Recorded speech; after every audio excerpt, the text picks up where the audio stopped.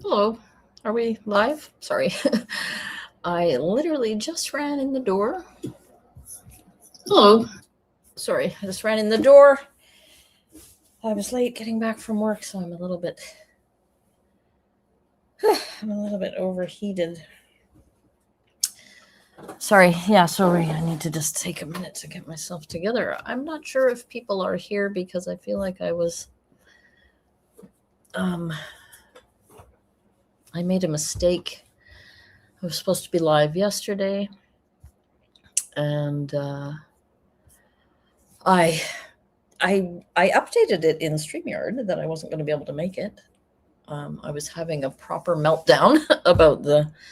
Sorry, I literally just got in about the construction noise, and I just couldn't face it.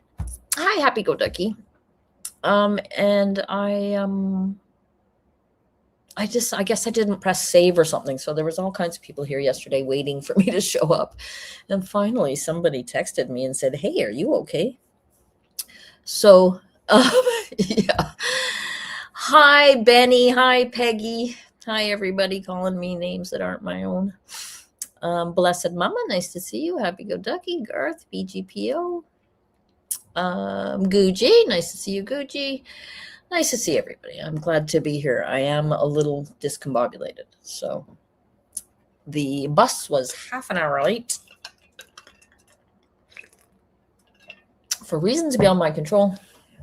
And I am now just trying to catch my breath. So yes, we're gonna talk some more about Megan today, who does not seem to have gotten the message, and continues to behave like an imbecile.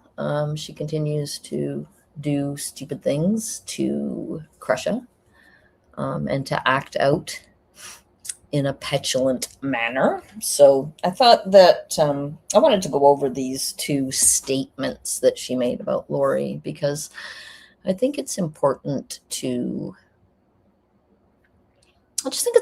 address Megan, and the fact that Megan is literally all about Megan. So thanks, BGPO. I will have a pill right here with my iced tea. It's also ridiculously muggy here today. I tried to read some of it. It's pretty bad. I was thinking of reviewing it, but then I suspect that little Megan, I mean, I am a poor, so maybe shouldn't waste her time, but I suspect she's litigious. Hi, Cappy. Hi, Grammy Cheryl. Yeah, the book is bad. Like, I mean, there's bits of it, there's bits of it that are not terribly written, but it's just, I mean, first of all, I believe it's a pack of lies. I mean, I imagine there's some truth in there, but it's poorly written. It's poorly, there's obviously clearly no outline. She thought she had some nifty idea. You know me, I'm a survivor. You know me, I'm a whatever. And each chapter is called something along those lines. I read the first chapter where she talks about being sex trafficked as a child.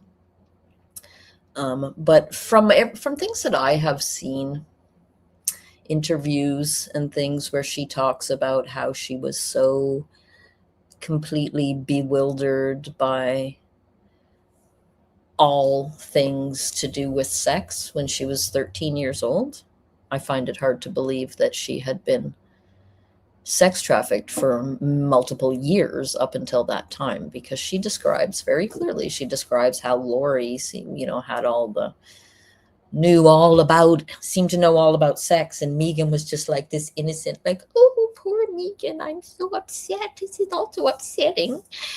But I mean, she would have been very savvy by that time, I think. No, if she had been sex trafficked for many years, children who are abused often act out, right? They tend to be sexually precocious, not sexually withdrawn or whatever. So I just don't. And also the stuff about when she talked about, she said she's been stalked twice with no evidence or no story to go along with that. But then she can't imagine why Christina would not want to walk by, or why Lauren would why anybody would not want to walk past their stalker, even if the stalker was in the, with the police, because she clearly doesn't understand the entire whole body experience of being stalked. And if she did, she wouldn't say stupid things like that. So, and she's still out here doing stupid things, like literally on a daily basis. So, hi, save all the frogs. I'm glad you could make it. So I just wanted to start out with, I just wanted to share. So this is a post that she put up the other day. Some of you will have seen this because I shared it the other day. So she put this post up the other day, and then she got some clap back and she deleted it. So the post says, "What happened?" And it's a link to a very short video of Kresha's, in which she praises Megan, and Megan wants to know what happened. Why isn't Kresha praising me anymore? And of course, she knows what happened. We all know what happened. She supported Lauren's striking of Kresha's channel because copyright has its rights too. And that's just the beginning of what she did. So she had the good grace to be shamed into taking this down, but I thought I would just play the short video. It's just it's not even quite a minute. So this is what she is mourning the loss of, right? She is mourning the loss of having Kresha's good opinion, right? And she doesn't. So she continues to go after Kresha, and she does it without saying her name, right? Like there's one of her videos where she goes on Web Sleuths, and they do like Mental Health Friday with Megan Connor. Like, I mean, if you mean poor mental health, sure. But she goes on there and she's talking about AI and the dangers of AI and the dangers of, seeking mental health support from AI, apart from, maybe asking AI, where is my local mental health facility?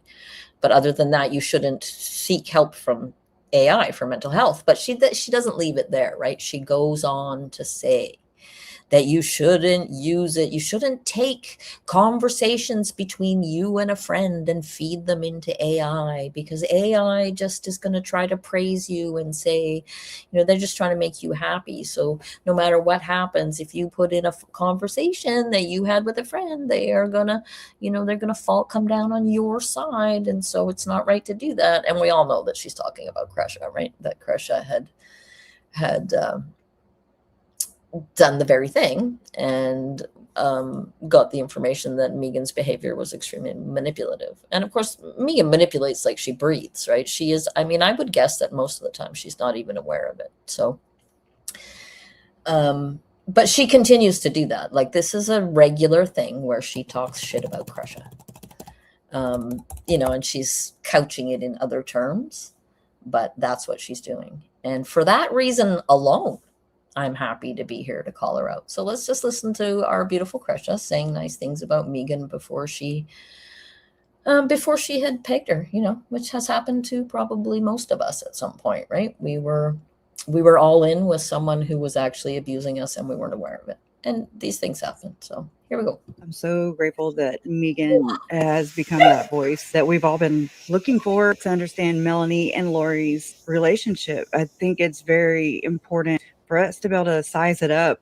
accurately. There's some things in here last night that she told, they blew my mind, because I was like, okay, I've learned about cognitive dissonance. That is a lot of what goes into this. Cognitive dissonance, that tends to be a lot of these people in and around Lori Vallow Daybell and Chad Daybell's circle. And just with religion, just with the belief. But then Megan said something about how it had to have been for Melanie to be influenced by Chad and Lori with all these, obviously, castings, all these seances, basically all these prayer circles that we know their intention. They weren't Christ-like at all. We know by the evidence are 4 dead people in their wakes, possibly 5 or more.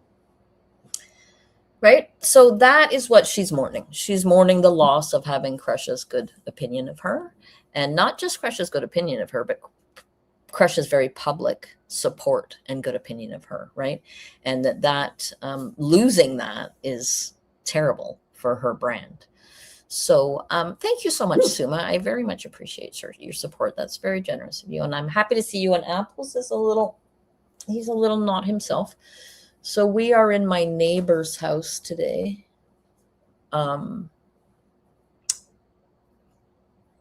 He's a bike mechanic. Maybe you can tell by looking behind me. And I have their dog also, but I think she's outside. I don't know. Anyway. Yeah, so that was that. And then just this past, where are we now? On, what did I do with it? So that's the what happened one. And then there's, oh, maybe, hang on. Let me remove that. Let me figure out what I'm doing here. Sorry. Look at me. See, look, I'm all flustered. I want to play. This is the latest video, a little short that she put out. And let me get over here.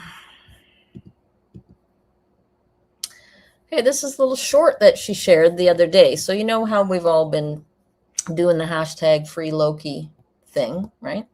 So this is a little video to show us that how to set the record straight, that Loki is fine and his cage is very roomy and that he can come and go as he pleases and that we're all just making shit up out of whole cloth. So we'll just listen to it and then I'll tell you what I think.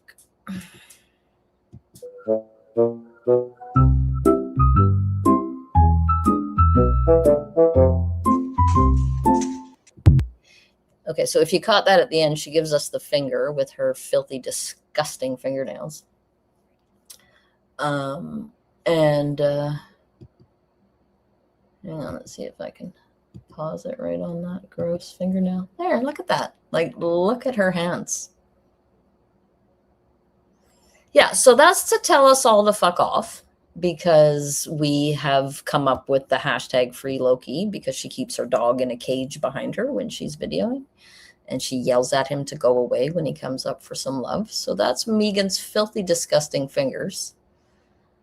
I shudder to think what she might have been doing with them. I suspect that Jolene could come up with some fun ideas about what she might be doing. So, but what I wanted to show you this because it's typical of Megan. Like, so just so you know, she's watching us, right? She's watching us all.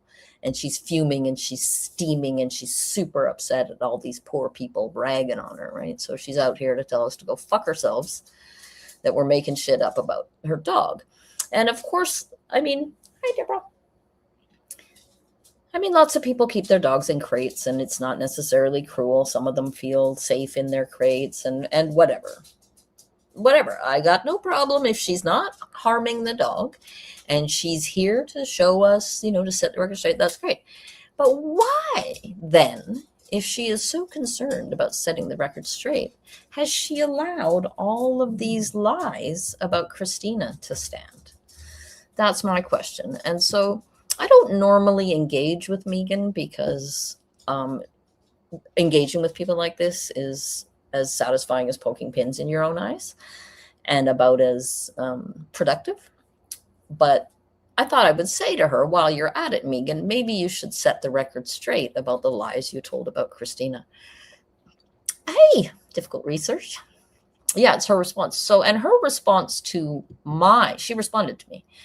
I said, while you're at it, Megan, maybe you should set the record straight about the lies you told about Christina. And she says, please enumerate them. I'm happy to address.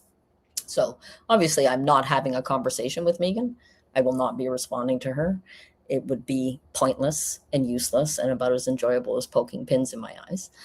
But the fact is that I have enumerated her problems, her issues, and the lies that she told. I have done so in detail over several hours, and she knows that very well. So this is a typical manipulation from people like Megan, where she's like, see how reasonable she is? please enumerate them. I'm happy to address, ignoring the fact that I have already spent a lot of time enumerating them.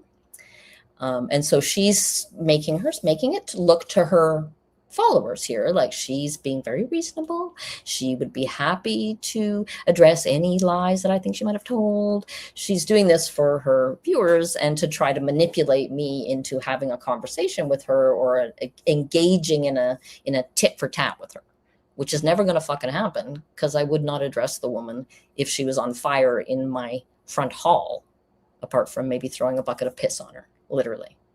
So I just wanted to point out the manipulation. So she's trying to manipulate her viewers into thinking that she's very reasonable and she's very willing to address, healthy pushback, as she says to her beautiful humans on her channel.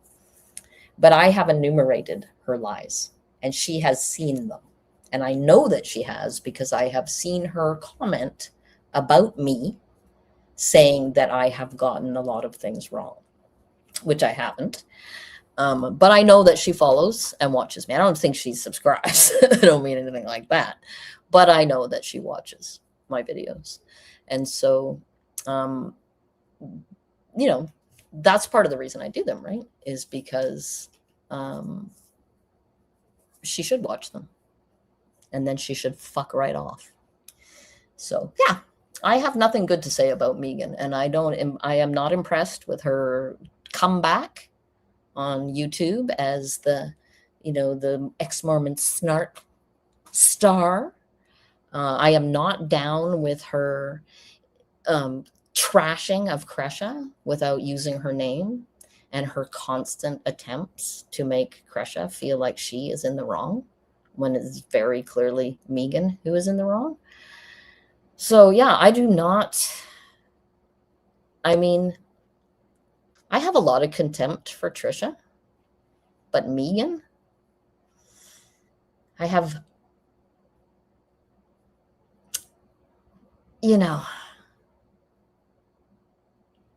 I don't know how to describe it exactly, but it's beyond contempt. Loathing, yes. Happy go ducky. Yeah, feel free to make suggestions of what my feelings about this woman are, because she absolutely sickens me, the way that she carries on. And look at this, right?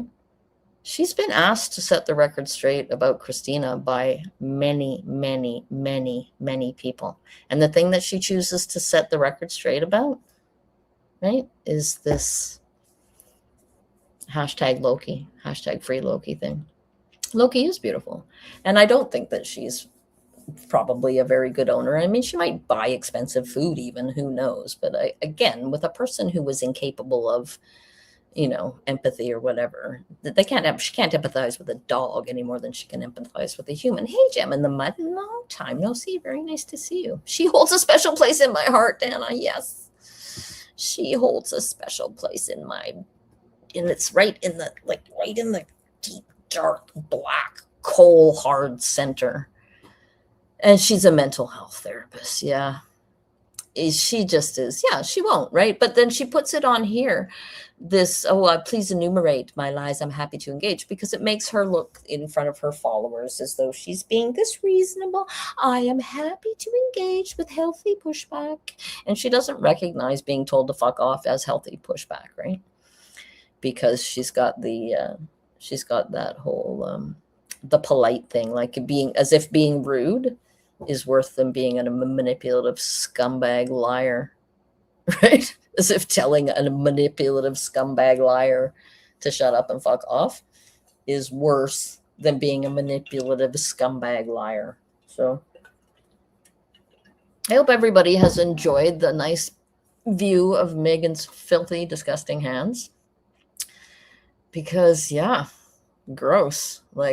Personally, I would be completely embarrassed to have that up with my disgusting, filthy hands doing that. It's gross. She's gross. So, yeah. So, we have 2 videos. This one is called Megan Connor Statement Post-Sentencing of Her Cousin, Lori Vallow Daybell. So, this is Lauren exploiting Megan, who is over here going, oh, exploit me, please. I want to be exploited. Does she bite her nails? It looks like she bite her nails. It looks like she bites her nails. It looks like she dips them in dog dirt and then bites them from that picture. So this is post-sentencing for the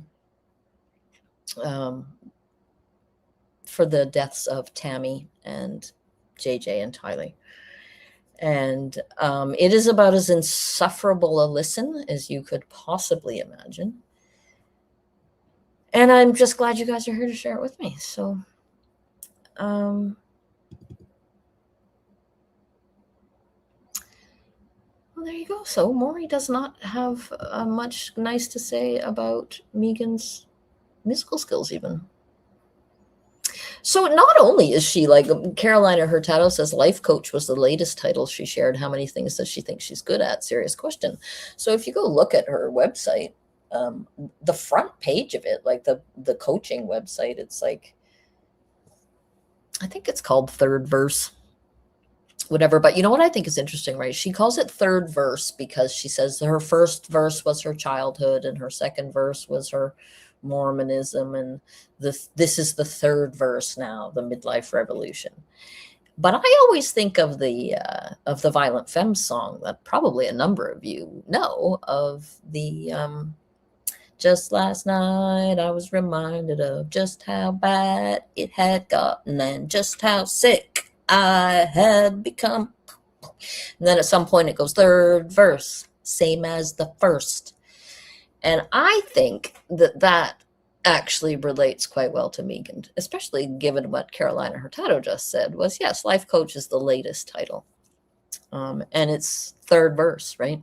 Same as the first. It's all lies. It's all bullshit. It's all manipulation. It's all nonsense. So to me, I was like always surprised that, like, why does she call it third verse? That's like...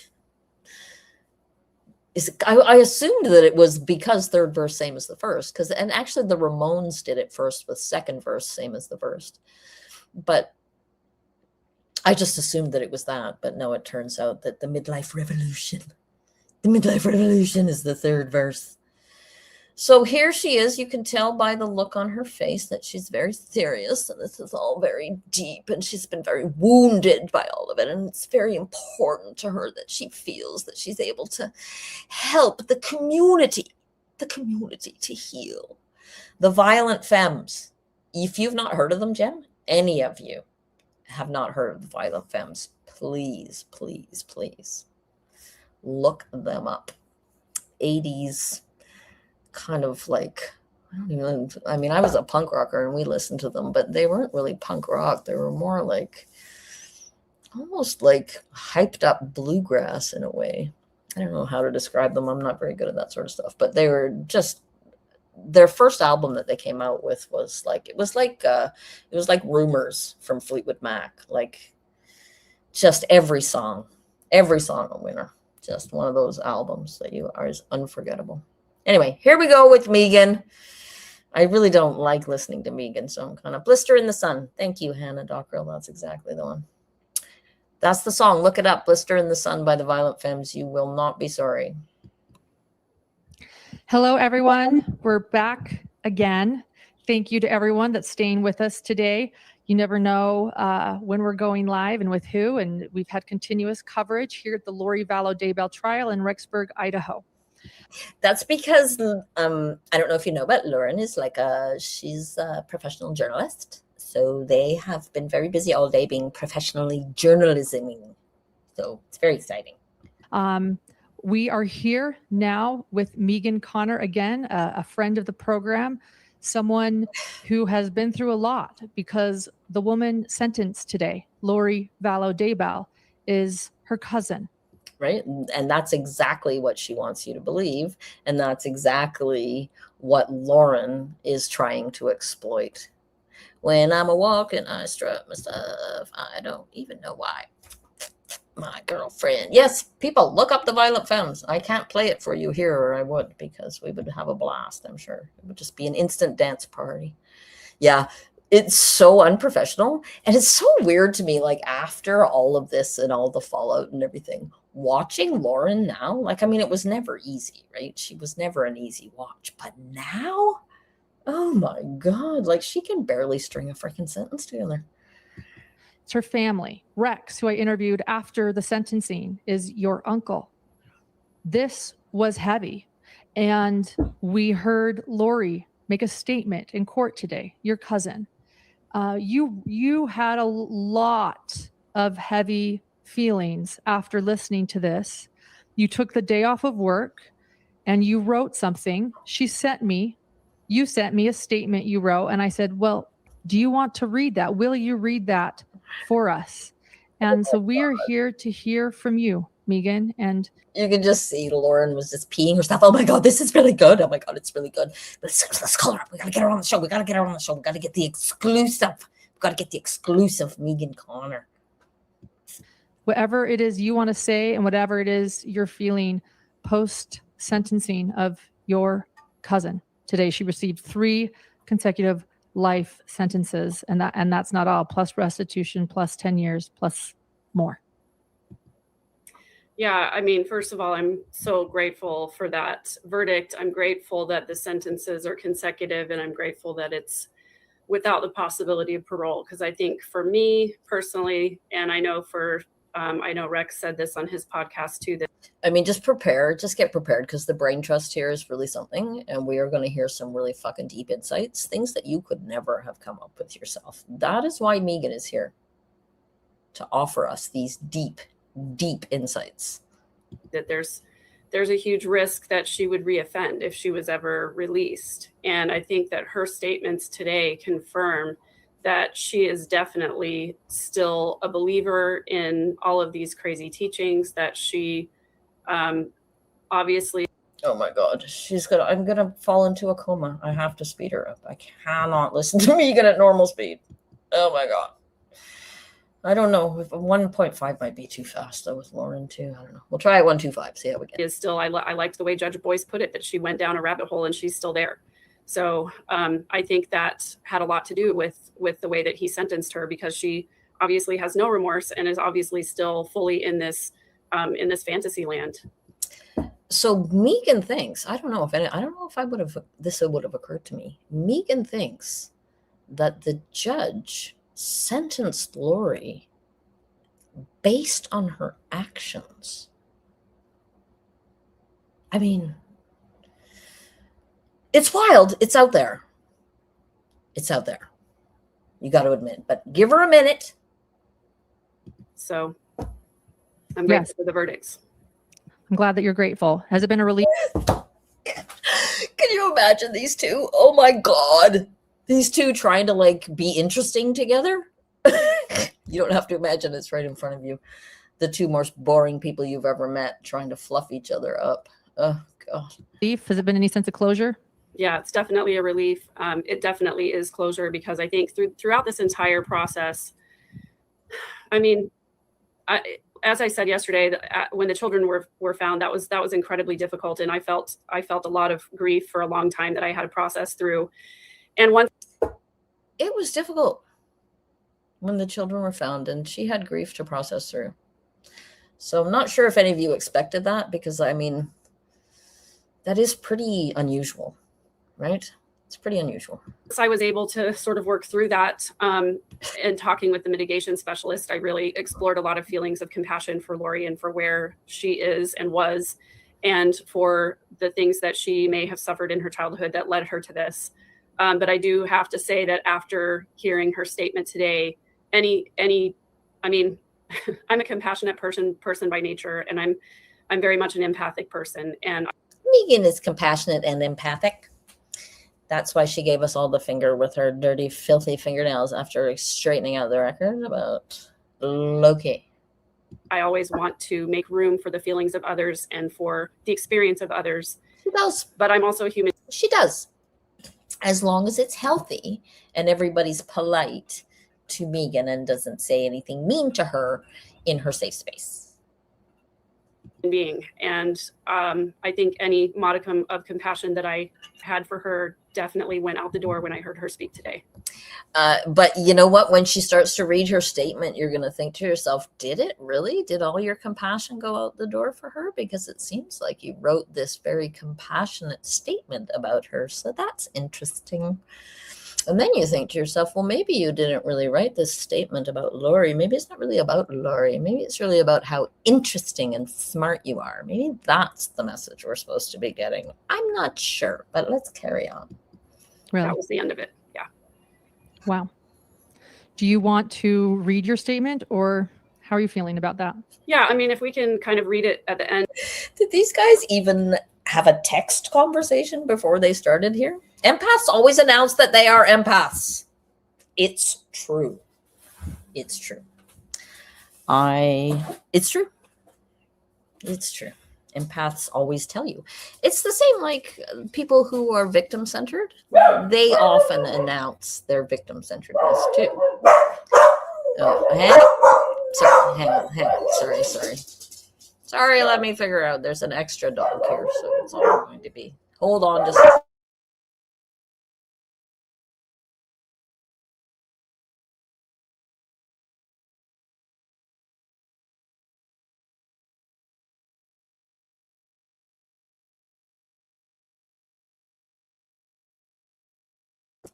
Sorry, extra dog makes for extra crazies. Yeah, so I'm at my neighbor's house and they have a dog, and I think this might be my actual solution rather than my landlady's spare room, which is upstairs. These are the basement neighbors.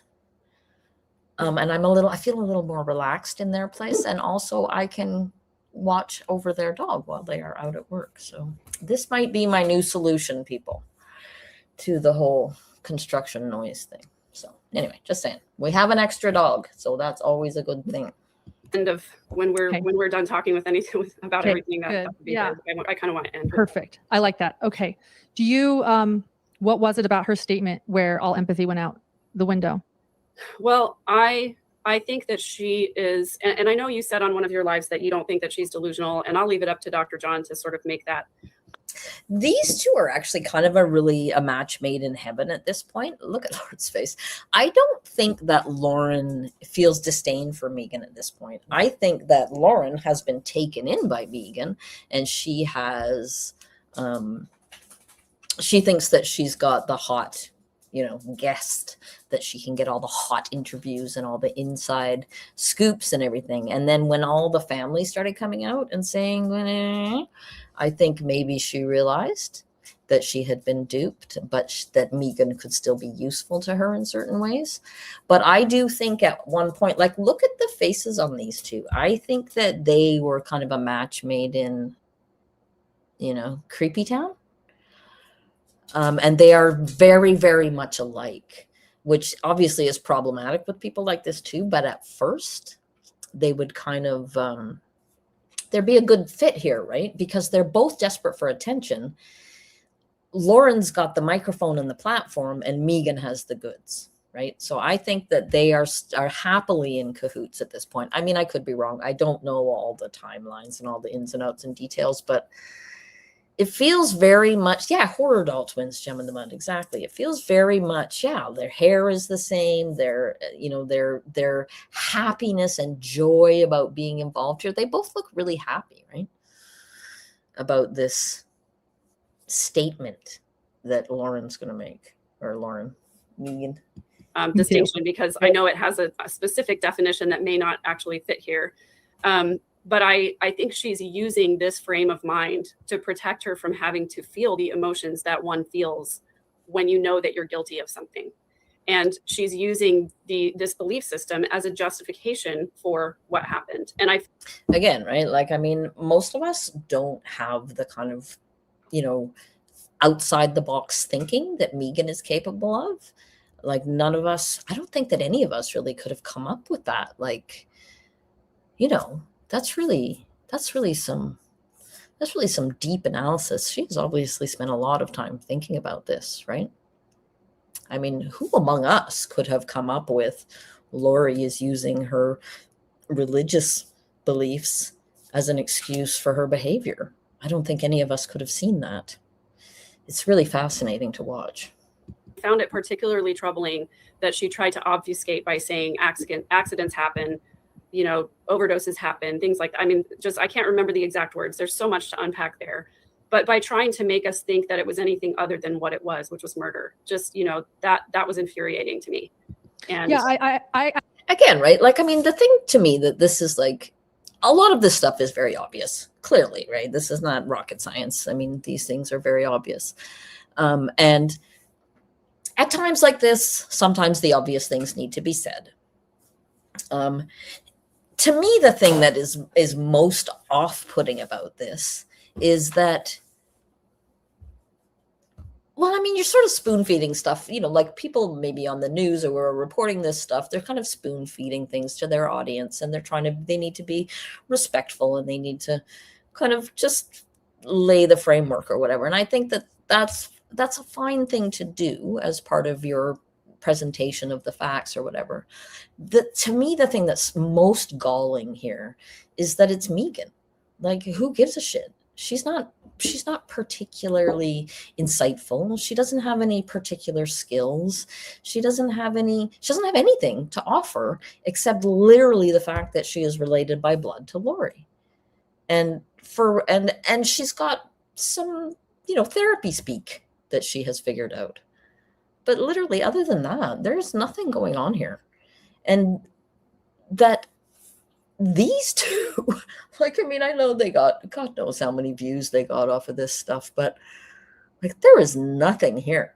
There is nothing here that is worth wasting your time over, unless you're doing what we're doing, which is, tearing it apart piece by piece to show why it's such a piece of shit and shouldn't even be on here. actually agree with you. And you're right. You and I will both leave it up to Dr. John. We'll be asking him soon, everyone, very soon. He is aware that Lori gave a statement and he has listened, and he'll be talking to us soon. But I agree with you. And one thing that they pointed out, I thought it was interesting. They never stated a personality disorder, but they said a personality disorder with histrionic and narcissistic traits. And that would be someone that would want to disassociate. Don't you agree? Like somebody that is so narcissistic that they can't be wrong, that they just want to imagine that they didn't do this. They don't want to be the person that we all know she is. Right? Isn't it interesting to watch these two talking about themselves and being completely oblivious of it? This was in, when was it? What's the date? Yeah, July 31st, 2023. So nearly 3 years ago. And now these two are they are the topic of conversation when everybody's saying, like, they're describing them. They're describing Lauren right now, but now we are all describing them in this exact same way. And that's why, in some reasons, right, that's why it's so boring to listen to these two, because they are dead behind their eyes. And whatever they are saying is just stuff that they have picked up. It's literally the therapy speak and the most basic understandings of human, grief and processing and trauma and that sort of thing. So they're not saying anything that is even remotely new or interesting to people. So she's pretending a little bit. That's how I see it too. Right. And having some experience with cluster B personality disorders in my life, I know that some of the characteristics tend to be this black and white thinking and this inability to be flexible in your thinking, and an inability to accept that there is, it's sort of like this, I'll use this dumb analogy of like, there's one right way to load the dishwasher, and everybody else who loads the dishwasher is just doing it wrong. There's no room for anybody else's way of doing things. And so for her to combine this religious delusion with those personality traits that make it impossible for her to see that there's any other way to live life or to accomplish her goals or whatever it is, so there's a lot to unpack and deal with in that, in those personality disorders. But I think absolutely you're right that trying to admit, you can't admit that you're wrong or accept responsibility for your actions. You lived with Laura. Hey, remember how we started this video with Megan giving us the finger because we assumed that she was cruel to her dog after watching her be cruel to humans? And she's over here, can't imagine why anybody would think that she would be cruel to her dog after we've watched the way she's treated Crusha and Kay and JJ and Tylee and everybody else. Charles and Brandon. Her family members that she's lied on and pretended to be better than. And we're supposed to doubt that she would be cruel to a dog after watching her be cruel to all the people that she claims to love. Lori, you knew her well. Was she sort of that black and white thinking? Again, right? That whole, you lived with her. You knew her well. She sells this whole story of living with Lori. So basically, she stayed with Lori and Adam for several weeks one summer when she was 18. And they kicked her out because they didn't care for the way she was behaving. The story that she tells, who knows? I mean, it could all just be a pack of lies, whatever. But sorry, I lost track of what I was going to say. Let me go back. I didn't notice that so much, but I did notice an inability to take responsibility for your actions. You know, she wanted things to be someone else's fault. There was always a reason why something went wrong, and it did not ever land back with Lori. Like, oh, maybe I should have done something differently or said something differently. There was no introspection. There was no, just no accountability for her. She's literally describing herself, right? She spent hours and hours and hours telling lies about Christina online, and you will never, ever convince me that she didn't know full well that she was telling lies. And she's just literally described herself. No introspection, no looking back. Maybe I was wrong. Maybe I shouldn't have done it. Maybe I backed the wrong horse. Maybe I need to apologize. Maybe I'm getting these repercussions and consequences because I did something to deserve them. Nope, not Megan. I mean, she is Lori's cousin. Herself. That goes with the Lori we know. Were you aware of the story of her having a near-death experience when she was giving birth to Tylee? Is that a story you've heard? No. Thank you for mentioning that, because my family was also not aware of me having been sex trafficked until I started talking about it in 2014 when I first made it up. So I can really relate to that. Thanks for mentioning it. That was just wild to me.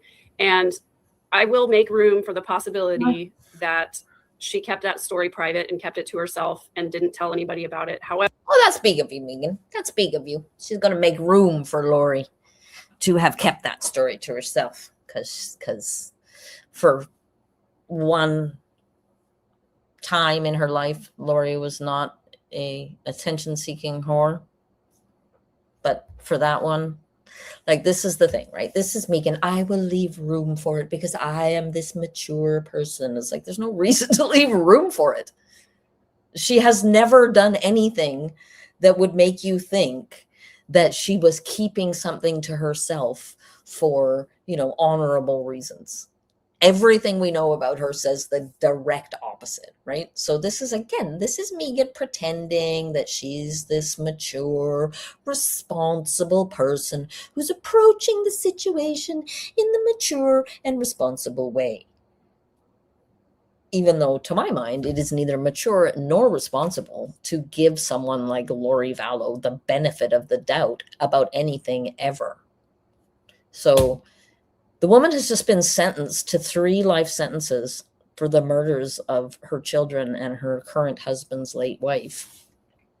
And Megan is going to give her the benefit of the doubt because that's the wisdom she has to offer you. However, I will also point out that everything that we know about Lori is that if she had some kind of experience like that gave her special access to the spiritual world, she would have been shouting that from the rooftops to make us all understand that there was a reason why she was special.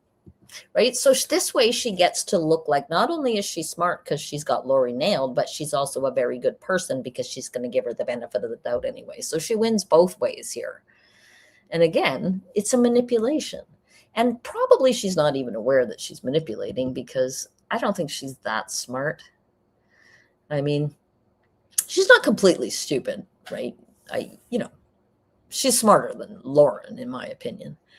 But I don't think that she has any deep understanding of any of this. I mean, I think it's just all projection.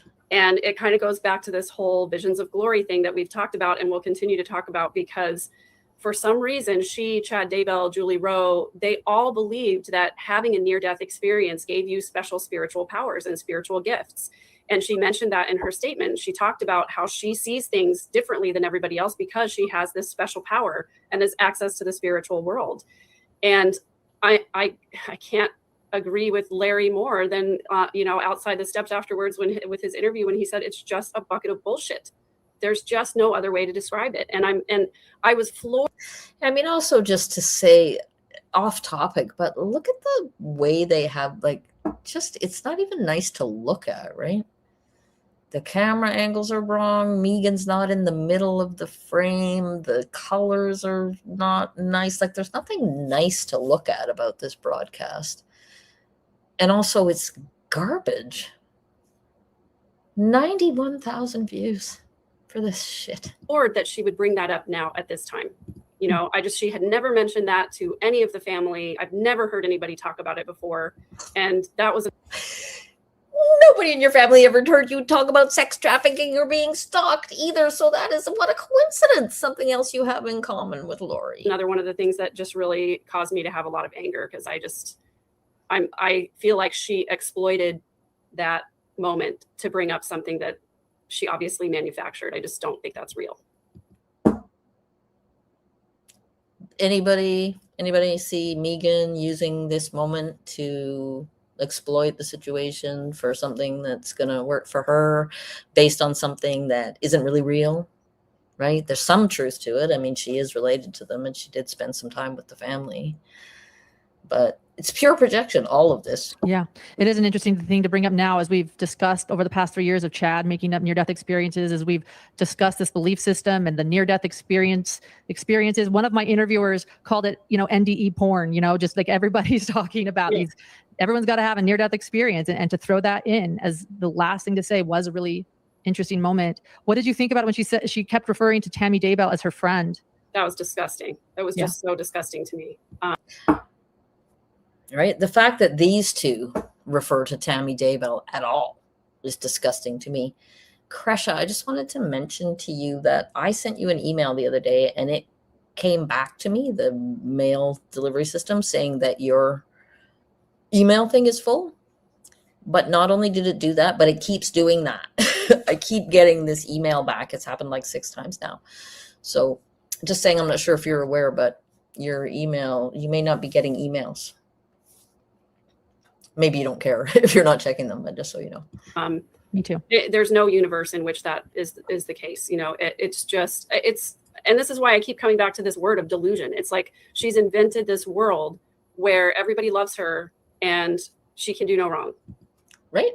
Same with Megan. She's invented this world where she is in the midlife revolution and she's in charge and she's going to teach everybody how to run their businesses and how to coach up their lives because she's Megan.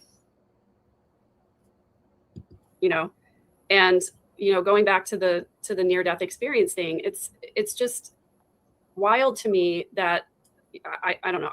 I'm still kind of trying to process and wrap my brain around everything that she said, because it just, I was baffled and confused and angry and just so many different emotions coming up for me during that whole thing. And since then too, just trying to work through all that. So anybody notice that she was smiling while she said all of that? And she's smiling now, right?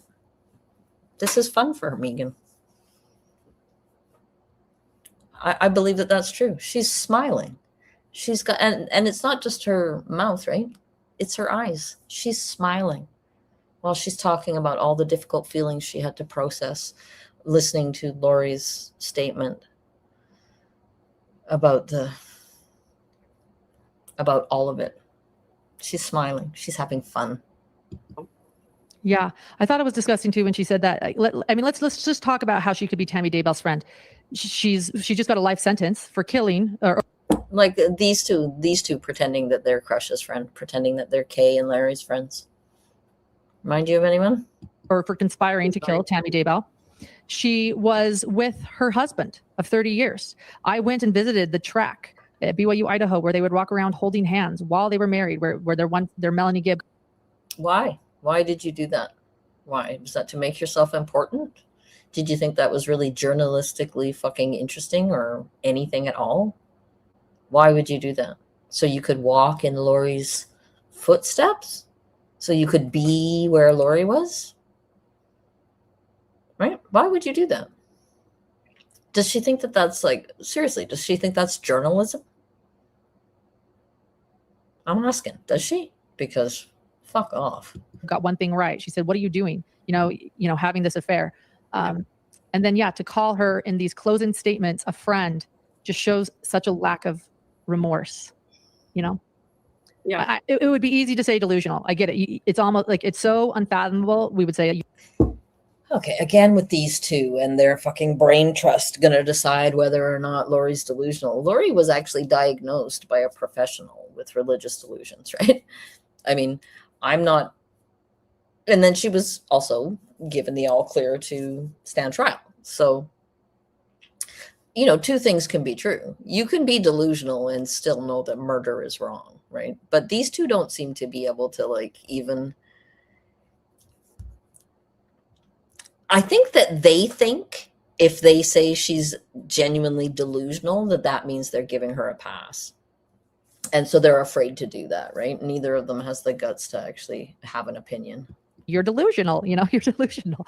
But I agree with you. We'll see. Again, with the laughing and having fun over this, right? Like, can you not just be reasonably somber and have a reasonably somber discussion? Does everybody always have to laugh and have a gas while talking about this stuff? Somebody asked when Dr. John is going to bring his analysis soon. I want you all to know we're dividing forces. I was actually supposed to fly home tonight to be with my family, and I am now going to be here a little bit longer. Whew, she got a reprieve. Almost had to go home and be with her family. Oh. And John is holding down the fort, and he knows that everyone wants to hear from him. And so I picture John living in a blanket fort with his son, where they eat graham crackers and watch, I don't know, Blue's Clues, something like that. we will do that as soon as we possibly can. I want you all to know. So, And yeah. I will ask too, by the way. Okay, I'm sorry. I just can't with these people. I want you all to know. Now she's being somber. I want you all to know that soon you will be able to witness me and John in the same room together. For my followers. This is who we do it for. We do it for you guys. Like, fuck off, Lord.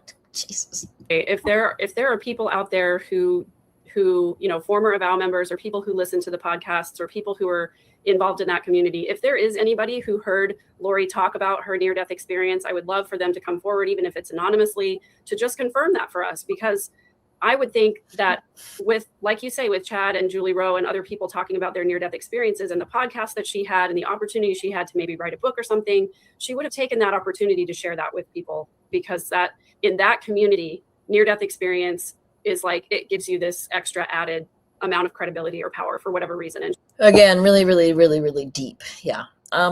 So Suma says about John that he's the reluctant babysitter. And I think there's something there, but I'm not sure if that's entirely true, because part of John's whole, origin story and his whole where the wild things are, I got run over by a semi that for some reason has the muffler underneath it instead of on the front of the smokestack where the engine is, whatever. It's like this really big thing to him, right? That's part of his thing, is the picture of him with his son lying on him, and he's like, he's the man. He's gonna teach his son how to be a good man. And so, I don't think he wants to be left alone to raise their son. I would agree with that, but I think that he very much wants to position himself as the protector and he's going to nurture and protect his only son. And she would have wanted to take advantage of that. Correct. Just like Chad, we've talked about him adding these near-death experiences to his life later as well. Yeah. Thank you. Thank you for asking that. Yes. Please do reach out. Like Lauren and Megan adding the date rapes and the stalkings that never happened, adding those later so that they had a story to tell. Yeah. And tell me, how did you feel about the victim impact statements, listening to those? I definitely, that definitely brought up some emotions for me. I was so grateful that they had opportunity to speak. I was a little disappointed. Okay. Again, right? I was so grateful that they had the opportunity to speak. Like, it's part of the process. It's not, it's not deep and whatever of Megan to be. I was so grateful. It was so meaningful to me that they were able to have this meaningful experience. Like, the entire court system made the decision to allow victims' families to have this meaningful experience. And they did it a long time ago. So this whole I'm so grateful for it, again, like it's not that it's wrong to be glad that your family got to speak at the sentencing and so they got a chance to have their voice, or there's nothing wrong with being glad about that. It's the way she positions it as like, I was so grateful, as though there's something unusual in her response, or something deeper and more than what the rest of us, right? She's talk about the better than you Mormon, right? That is Megan through and through. I don't know why, like, how can you be so, this is the thing, right? Lauren does it too. They say the right words, but they come off as completely vapid and empty vessels, the pair of them. That we didn't get to hear Summers, because I think there would have been some good points and some good insight there, but I understand her wanting to keep it private. I thought Kay did an amazing job. Sorry, I keep interrupting because I just can't stand listening to her, and I'm more interested in you guys. But a curious-minded seeker says, I'm still salty over the Brad Pitt apology. I read the report of the incident on the plane, and tell me how great he is, John. So just a little bit of information about that. So the article that John quotes in the 4-hour response, where he says, he makes some comment about how that they just didn't believe her or something. And he quotes it's a quote from the article.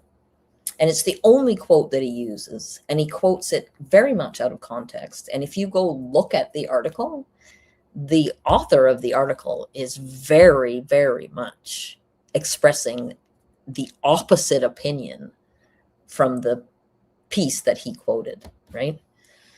And it's just that intellectual dishonesty that one piece of it describes the entire of that 4-hour, whatever the fuck that was, intellectual dishonesty.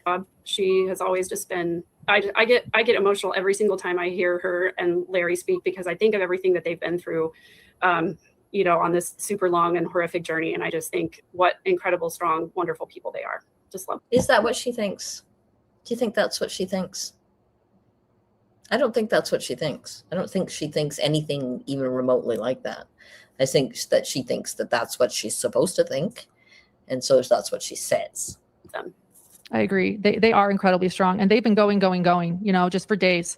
I actually ran across Kay as I was coming in right before I interviewed the juror, and she was jumping into the car to go debrief with the prosecution. They just haven't had a break. They've been going, and they've done an incredible job and have worked so hard for justice and being involved. Some people are mentioning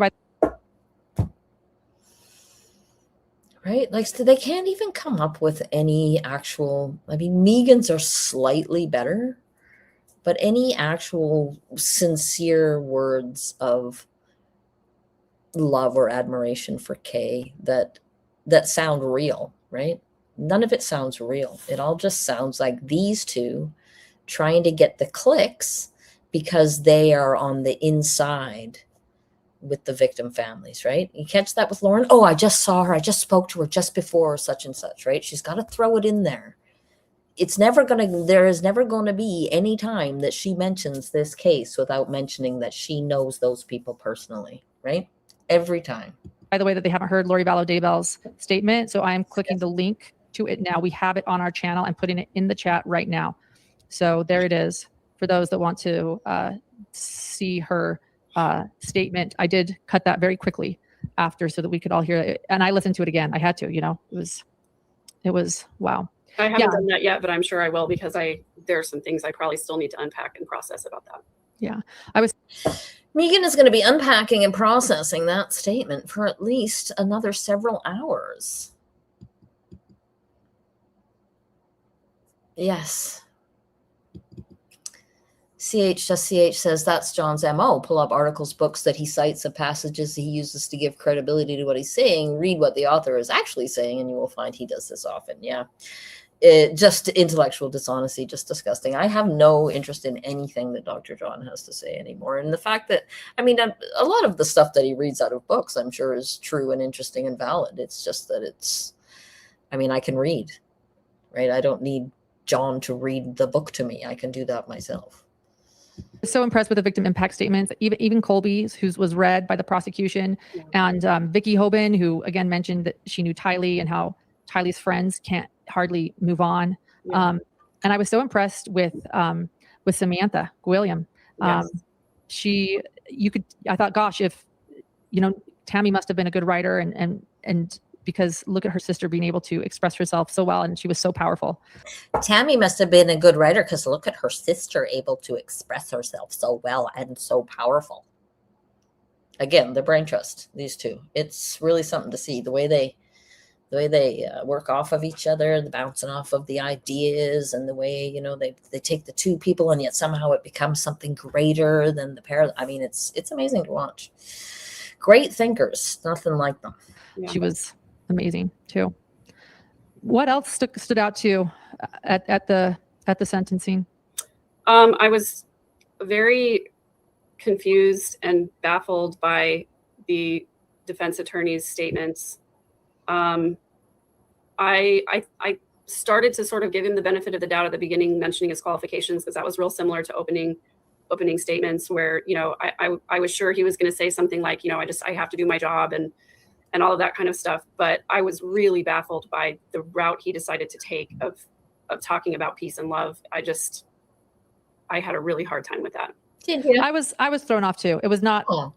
And look, I am not an anti-defense person. But she's not an anti-defense person. She's a pro-prosecution person. It's not the same thing, people. By any means, and they've done a good job for their client. Right. But it threw me off too. I agreed. It was off. Oh my God, right? With a little John Stuart Mill in there just to make things interesting. That's exactly, Serena says. Socrates and Freud up here chatting. Yeah. It's just fascinating to watch. I mean, it's like watching James Baldwin take, what's his name? That little William Buckley dude apart. Just amazing to watch. To me, for those reasons you mentioned, even just quoting Martin Luther King, like it's like taking someone's quote out of context and then right, peace and love. And one moment that really stuck out to me too is, and I mentioned this on my live after the trial, but Samantha Gwilliam, her statement was so good. She ended by saying, after today, Lori, I'm going to, and it almost sounded like she was going to say forgive, and she didn't. She goes, I'm going to forget you. Oh, no. Like that's how she was going to heal, by forgetting. And then to have John Thomas, the defense, say, guys, in order to heal, we can't forget Lori Vallow. I was like, oh no, the victims can do whatever they want to. If that's how we need to heal, by forgetting her, I don't know, just that contradiction there. Yeah. I'm not sure if you guys know, but Lauren is very victim-centered. She's very, very victim-centered. So when she thought that Samantha Gwilliam was going to say that she was going to forgive Lori, she was like, I don't think you should try to force people to forgive her. That's not really fair. And I am here to stand up for the victims. But it turned out. It was hard for me to listen to, with love and peace, and then saying that she's misunderstood. Oh, that was the worst part. I want to go back real quick to that Martin Luther King quote, though, because he was very obviously talking about hate in a very different, love and hate in a very different context. So Megan picked up on the fact that he was talking about loving your fellow human and not about, doing it kind of love. He was talking about the hate that's been portrayed towards people of color for the entire history of this country. Is that what MLK was talking about? The hate that has been directed toward people of color for the entire history of the United States of America? I did not realize that. I thought he was talking about going to the mountains and going like hiking when he said he went to the mountaintop, right? I didn't realize, obviously. Megan has some special insight into MLK. Interesting. And he was saying to his own people that hate against our oppressors cannot drive out the hate that they have directed at us. Thank you. And this is a very, very... Sorry, to his own people? God, Megan, you are so insufferable in so many ways. It's exhausting. Very different situation. God bless you. Thank you. He was actually talking about Black people, not people of color. I think he was specifically talking about Black people, the ancestors of the slaves that were brought over on the ships during the transatlantic slave trade. I think that's who he was talking to. His people. you. Yeah, taking it so out of context. Just Yeah. Oh my God, these guys are so funny. I love it when they just lighten things up. Cappy says, John reminds me of people I met in grad school who spend all their time glazing themselves because the minute they talk shop, you can see there's no substance to their claims. Exactly. You can see their tongues jutting relentlessly also. twisting his that words was- of a great leader, of a great world leader, you know, who left a legacy for us, and to twist his words right in talking about Lori. Because, you know, I don't know if you remember, but if you watched Lauren's Mormon story, she is a very ethical person, and she was very interested in ethics when she was just a young child. And so MLK is one of her heroes. Val of Daybell. It was a little out of touch. Yeah, to say the and least. and to go from that to saying, you know, that Lori's misunderstood, and I think just what I don't have a word for this yet, but I think that is the worst possible way to describe her, and the best possible way to ensure that she continues in her delusional state of thinking that she can do no wrong and that everybody loves her. I had a real problem with using that word misunderstood to describe Lori. I mean, the thing about it for me with this is, like, I just don't give a shit what Megan had a problem with, right? Like, I just don't care at all, because I think that she's, I mean, she's not stupid, right? Like, I have known a lot of people that are, you know, like Megan. They're not necessarily being a psychopath or a narcissist or, you know, cluster B, whatever. It doesn't necessarily mean that you're stupid or that you can't think, right? And she's definitely not as dumb as Lauren, but she's also, like, you can be intellectually on the ball and be emotionally just non-existent, just not there, right? And without the emotion to kind of temper the intelligence, there's nothing there, right? So all of her, when she starts with her statement where she's so insightful about Lori's past and all whatever, I mean, God, the statement is just going to make you want to kill yourself. Sorry. Don't. Nobody harm themselves. But it's just empty. It's just so empty somehow, because she misses the human aspect, because the empathy is cognitive. Because I don't think she's misunderstood. I think we understand her very well, because the best way to understand someone is by their actions, and we've seen her actions. Right? Megan, the best way to understand Megan is by her actions, and we've seen her actions.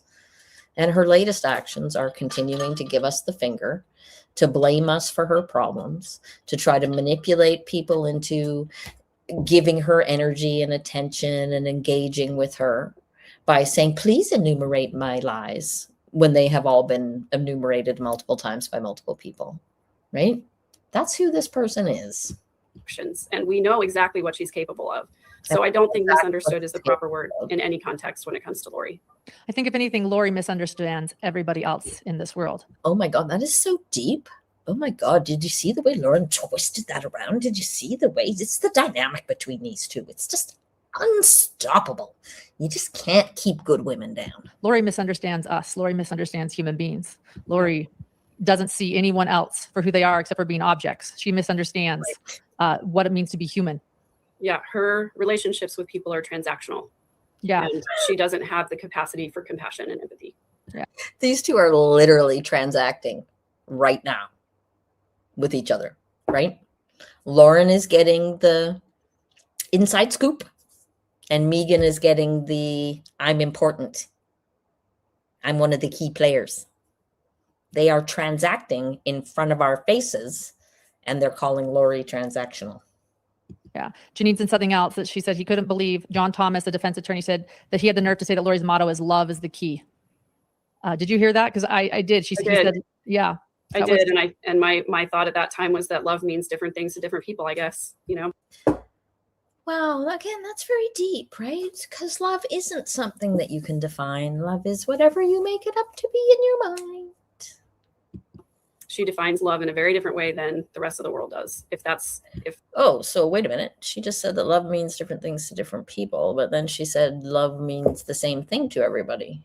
Huh. Weird. If that's her motto, if that really is what she lives by. Yeah. Judge Boyce, I actually am learning to really, really appreciate how methodical.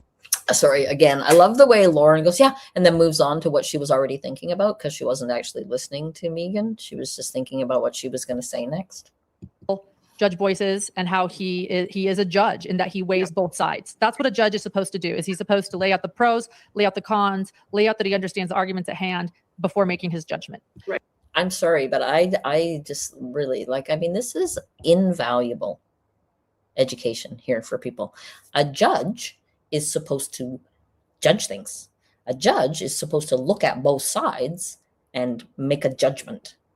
And I'm not sure that I would ever have really understood that if Lauren had not made this video. I am moved, deeply, deeply moved by my newfound understanding of what a judge does.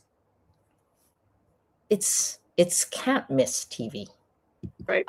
And so as a judge, he brought out some things he had heard about Lori that were good, like that she has been a model, prisoner, that she has not made any waves in the prison. As a judge, he did that. Like, shit, Lori. That's what Lori. I just called her Lori. See? That's what the whole sentencing phase is. This is a professional. She's a professional. She's an investigative journalist. I'm not sure you guys know that. She investigated the court system, and she found out that a judges system, that she's been, obedient. No one's had an issue with her. And then he brought up, though, that according to many people in her life, she has changed.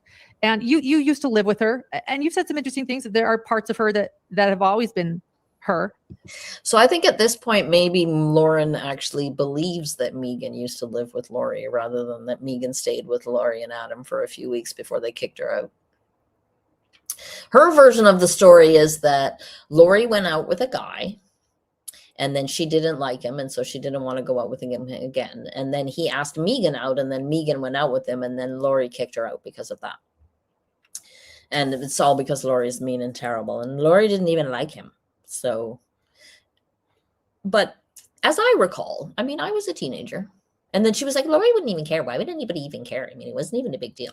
But I recall, I was once a teenage girl, and I seem to remember people in my circle taking their boyfriends very, very seriously and taking the idea of one of their family members or their friends dating their boyfriends would be upsetting.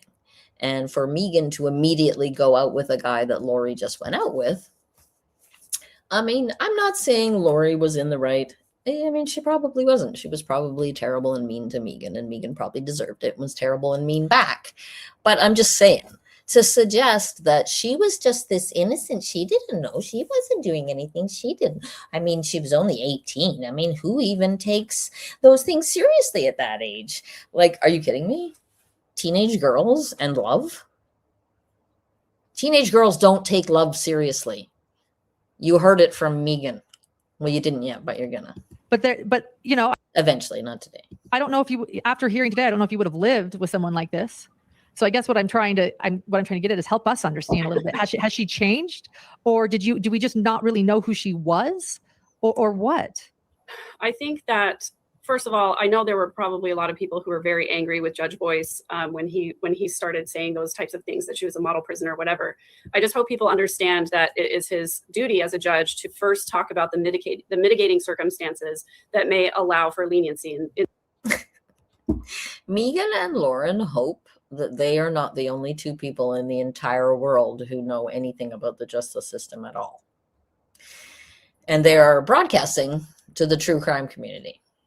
And they just hope that we all understand about mitigation and aggravation in the sentencing part, because she doesn't want anybody to be mad at Judge Boyce. She is his protector. Also, she is our teacher in sentencing. Correct. He has to do that. He has to go over all of those things and present all of that. Otherwise, there's opening for. He had to. He wasn't doing that as a bad man. He was doing it to make sure that he was doing everything right, because that's part of the judge's job, is to judge things after listening to both sides. Not sure you knew that. For a mistrial, right, for judicial misconduct. So Correct. he has to go through those things before he talks about the negative circumstances that would require more strenuous sentencing. Before making his judgment. Right. Right, exactly. Oh, And to say that Lori has changed, and I talk about this a little bit in my statement, you know, I think there was an evolution for sure. I think she got to a point, and the way that I sort of see it is she started to realize that she could manipulate people to get what she wanted. And I think that her inability to accept responsibility for her own choices led her to start manipulating things in order to get what she wanted. And I think that it probably began earlier on than this, but I've talked about how she made everything about herself and about how she kicked me out of the apartment because of circumstances that she sort of invented and whatever. And right, this is what she's talking about, circumstances that she invented. Megan immediately going out, like literally a couple of days later, with a guy that Lori just went out with when they were the ages of 18 and 19. Lori just manufactured that. You know, and then we get to the custody battle and the divorce that she had with Joe Ryan, and we saw her invent circumstances and invent things against him to try and get the result that she wanted. And later, the court exonerated Joe of wrongdoing. And right, just like we've watched Megan invent things that didn't happen so that she could get the outcome that she wanted, right? She invented a relationship with the Cox family that she never had, and she invented knowledge, insider knowledge of Lori that she doesn't really have. I mean, honestly, Megan has never said a single thing about Lori that I couldn't have figured out from what I know about her, right? So she's not really offering any great insider knowledge here. And so, you know, I think it's pretty obvious that she started manipulating and to get what she wanted. So it was this sort of gradual evolution of making things up and getting away with it. And, you know, causing other people, recruiting other people to her side and having people side with her. And there were many instances when she would say to the family members, don't talk to this person anymore because of XYZ that they did wrong to me. And the family would just jump on board and say, okay, that's right. That person is now cut off from the family. Nobody will talk to them anymore. Right. So, yeah, that's what. So, what are you saying? Says, wasn't Megan somewhat of a black sheep in the family? I don't know if it would be the right way to describe it. She's pretty much estranged from most of the Cox family, from what I can tell. They don't want to talk to her. They claim that she claims knowledge that she doesn't really have. She claims a closer relationship than she had. She claims, that we spent summers together. Well, that might have been 2 summers that they went to visit her cousins for a couple of weeks or something. You know what I mean? Like, she's parlayed a slight acquaintance with her cousins or a family relationship into this we grew up together relationships, which did not happen. And most of the Cox family have come out and said as much, right? She claims that they're only saying that because she's the truth teller and the cycle breaker, and she's outside of the family system, and she's all healed up, and they're all just still stuck in the cesspool of the family system. So yes, I wouldn't say she's a black sheep. To me, I mean, I just might be, maybe what black sheep means something different to you, but to me, the black sheep is someone who is kind of scapegoated in the family and treated they're the lightning rod for all the family stuff, right? And then they end up kind of being on the outside. She tries to position herself that way, but I don't believe that that's really true. So I really do think that it was a gradual evolution that she changed. But I think she specifically sought out people that she could surround herself with who would believe her, agree with her, and, that she could control to get what she. Anybody familiar with Megan's relationship with her co-host Kirsten over on Ex-Mormon Snark? Because she has literally just described that relationship. And she is so nasty to Kirsten. It is hard to watch sometimes. She wanted. So yeah, there was a change, but I think it happened over a lot of years, not just when she met Chad. to use the frog in boiling water scenario. Mhm. The core of who she is there. That is a terrible analogy, the frog in boiling water. But also, I think with Megan, I don't think she's actually right that Lori changed. I think that what happened is Lori developed. And that she had, I think that she has personality disorders, right? Multiple personality disorders, probably. And the way that played out is it develops over time, right? So I don't think that she changed from this, emotionally sound human being and then changed into somebody else when she learned that she could manipulate people. I think she became manipulative because of her personality disorders, and the manipulations ultimately developed into her becoming, suffering religious delusions and murdering multiple people.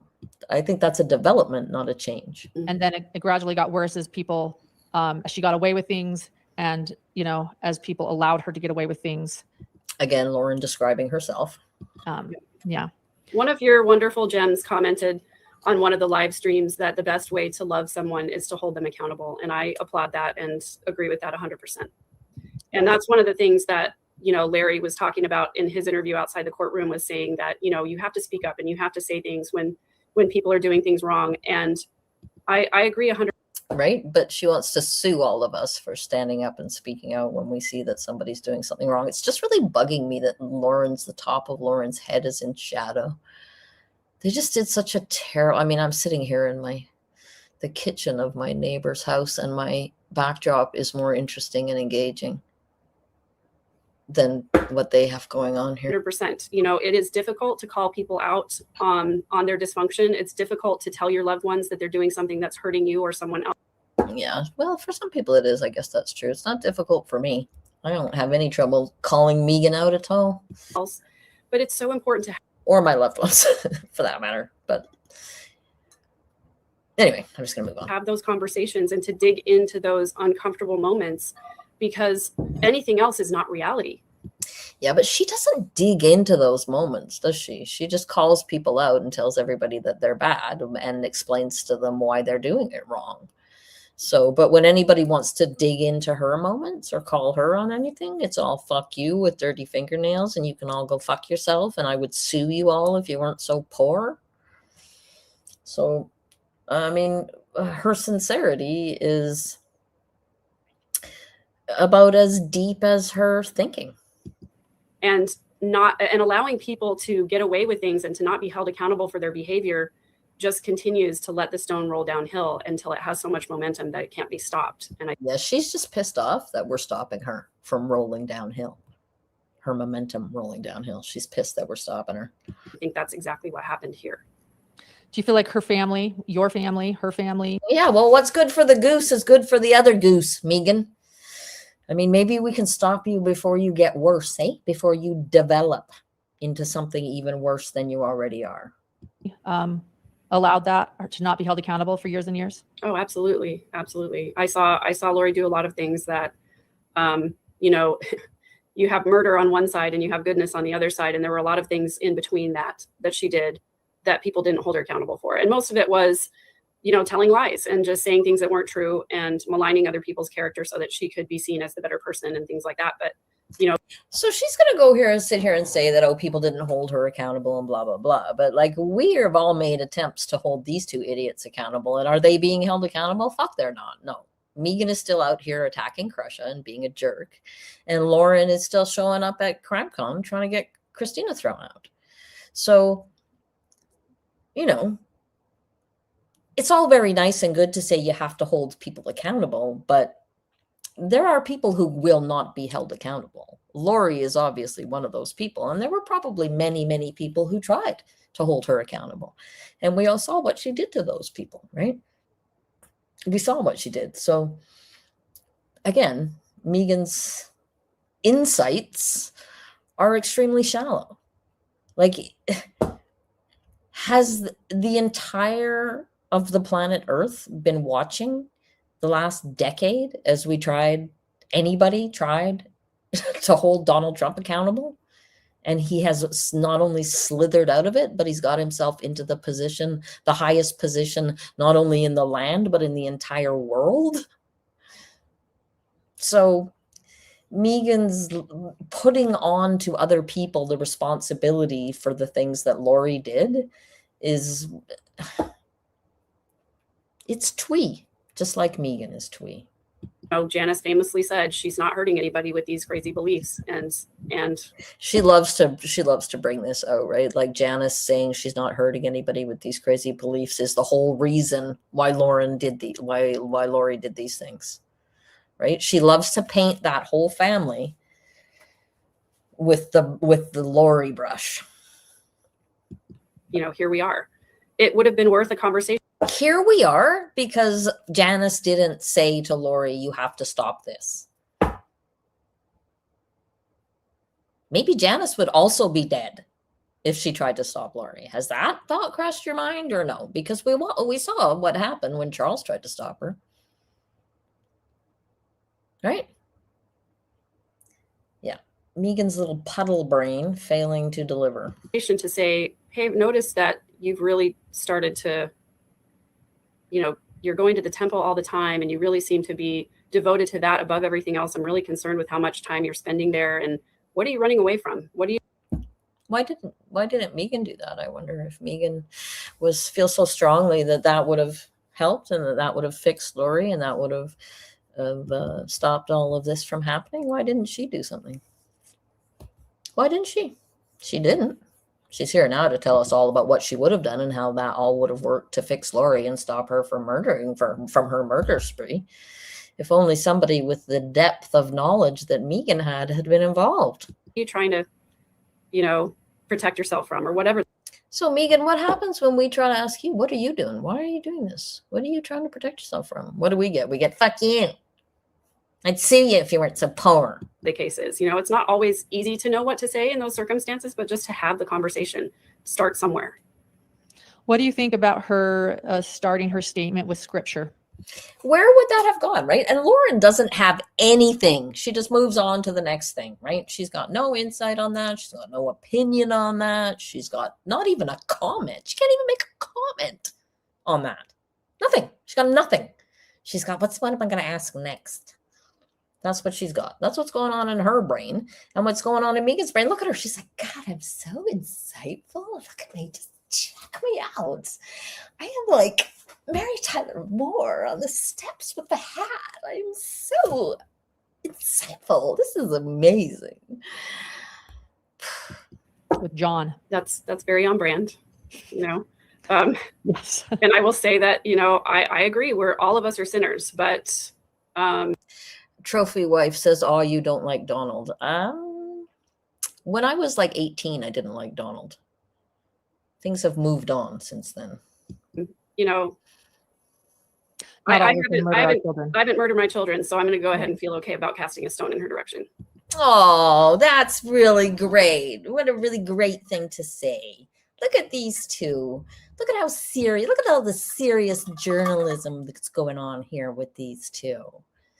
On the day of Lori being sentenced to 3 life sentences. This is really something. These girls are amazing. The way they bring I don't know if you know, but part of the Hidden True Crime brand is that they like to bring the levity. And these girls, look at them. Amazing. Megan is just going to go ahead and cast that stone because she never murdered her children. So that means that I can cast some stones at Megan because I never told lies about an innocent person and tried to get them thrown in jail. So lots of stone throwing going on. Well said. Exactly. And then again, just the lack of remorse. I've talked to several jurors who are. This is the fucking professional journalist, Lauren. Well said. When Megan makes this stupid comment that she never murdered her children, so she's going to go ahead and throw that stone. And Lauren's like, wow. This is what I'm saying. At this point, she thinks she's got the goods. She thinks, hi, this normal Idaho mom. She thinks she's got the goods.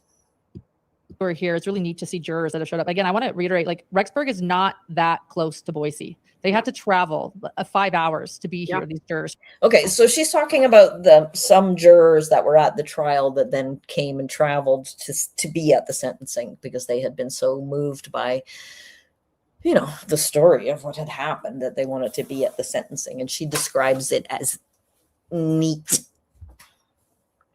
It's so neat that they came. So again, I mean, I think it's worth mentioning that their jurors were so profoundly affected by the case that they were willing to travel that long and wait in line and try to get a seat and get into the courtroom because they wanted to see the outcome because they were invested in it and all the rest of it. And I think that that's a fine thing to mention, but to suggest that it's neat just gives you the idea of just how tone deaf these people are.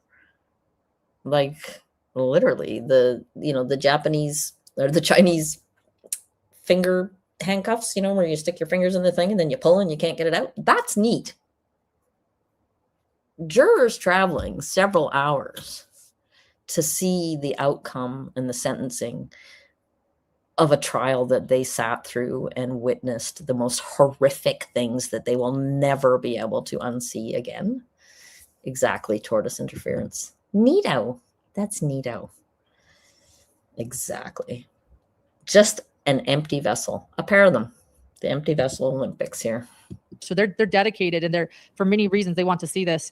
And you know, again, like dedicated. They're dedicated. Is that the word? Is that the right word to describe these jurors who have traveled this way, this distance, and made? It's just so empty. It's just so empty. That's what all of this.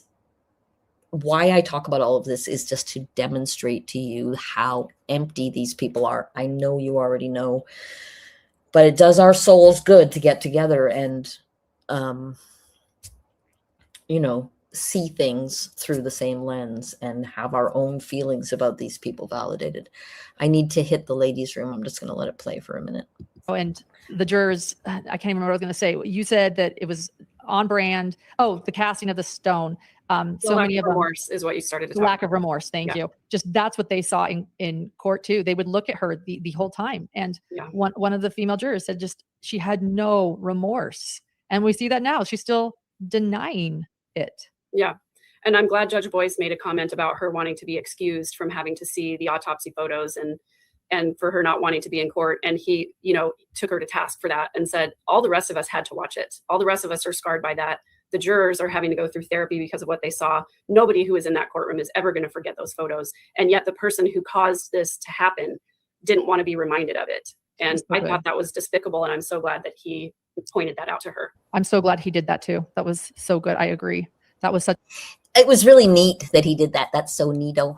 Hi, Carolyn Breeding. Thank you for buying a membership. I appreciate that. Welcome to the fan family. So yeah, neato. Hey, that was really neat. Neat how those jurors were all traumatized and so invested because of the trauma that they experienced that they wanted to come and see if they could experience some closure for themselves, you know, and the families of these people who were so devastated. Neat. That's neato, Megan. Neato. Such a moment in court when that happened, when she held all of us up because she just didn't want to be in the courtroom to look at the autopsies, even though everybody else was having to look at them, her children.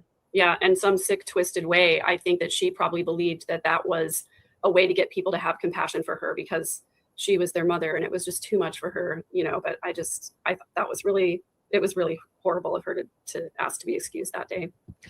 I mean, I've got to say, like, of course, obviously, if everybody else has to see these pictures, she's going to have to see them. And she's the one who is, you know, on trial. And I agree that her trying to get out of that was, you know, could be construed as trying to manipulate people.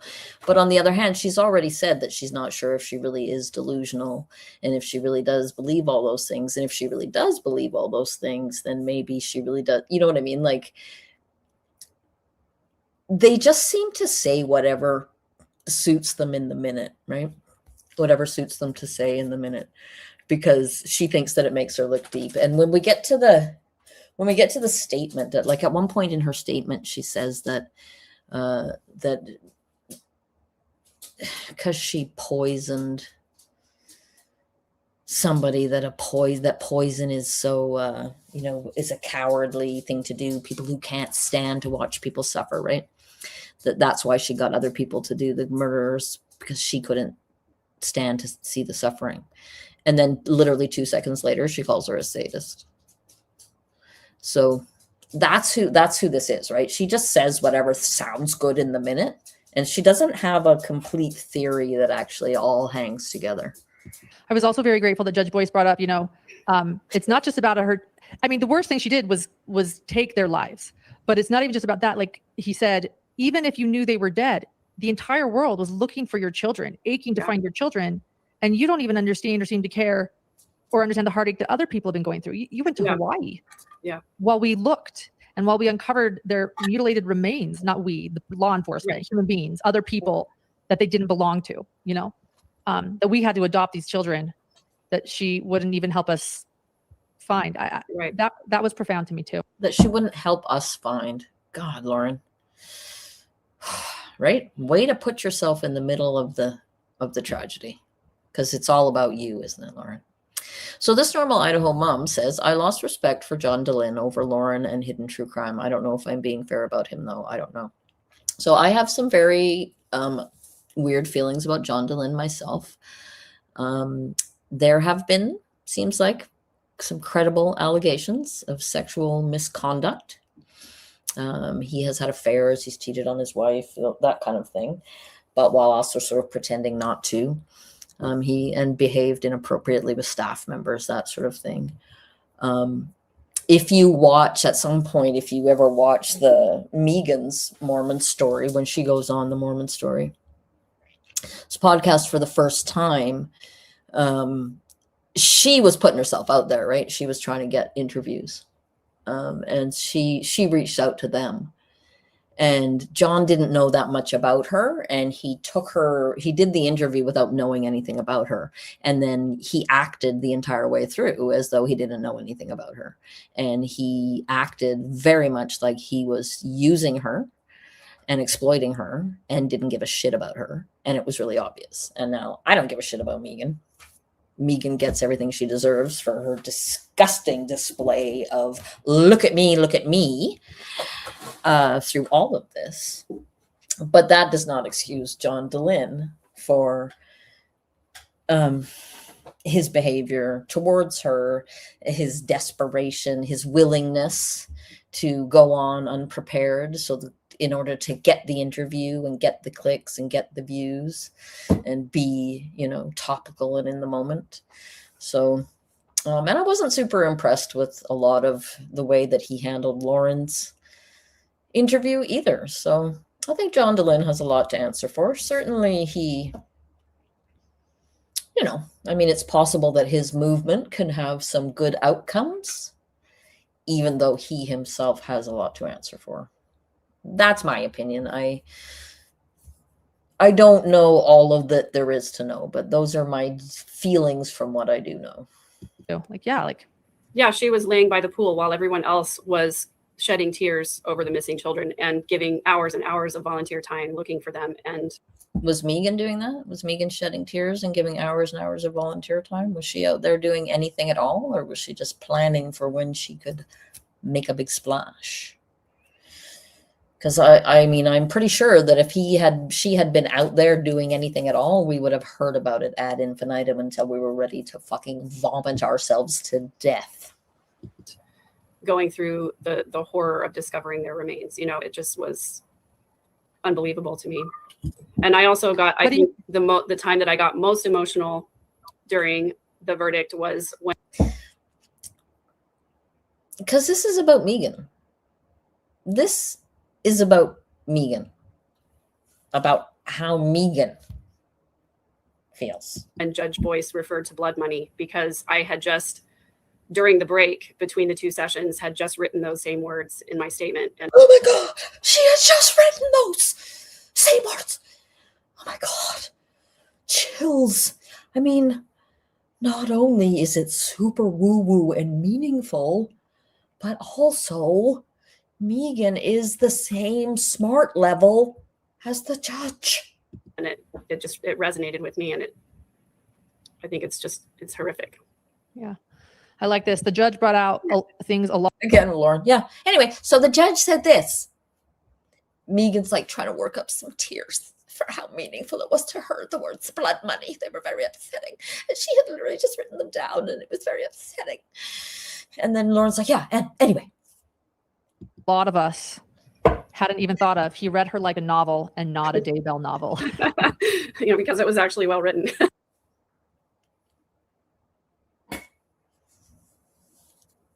This is literally the day of Lori's sentencing for these crimes. And look at these idiots thinking that they're funny about this.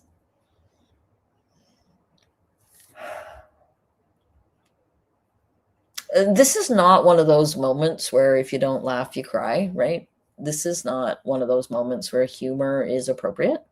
This is these two being self-congratulatory idiots on YouTube.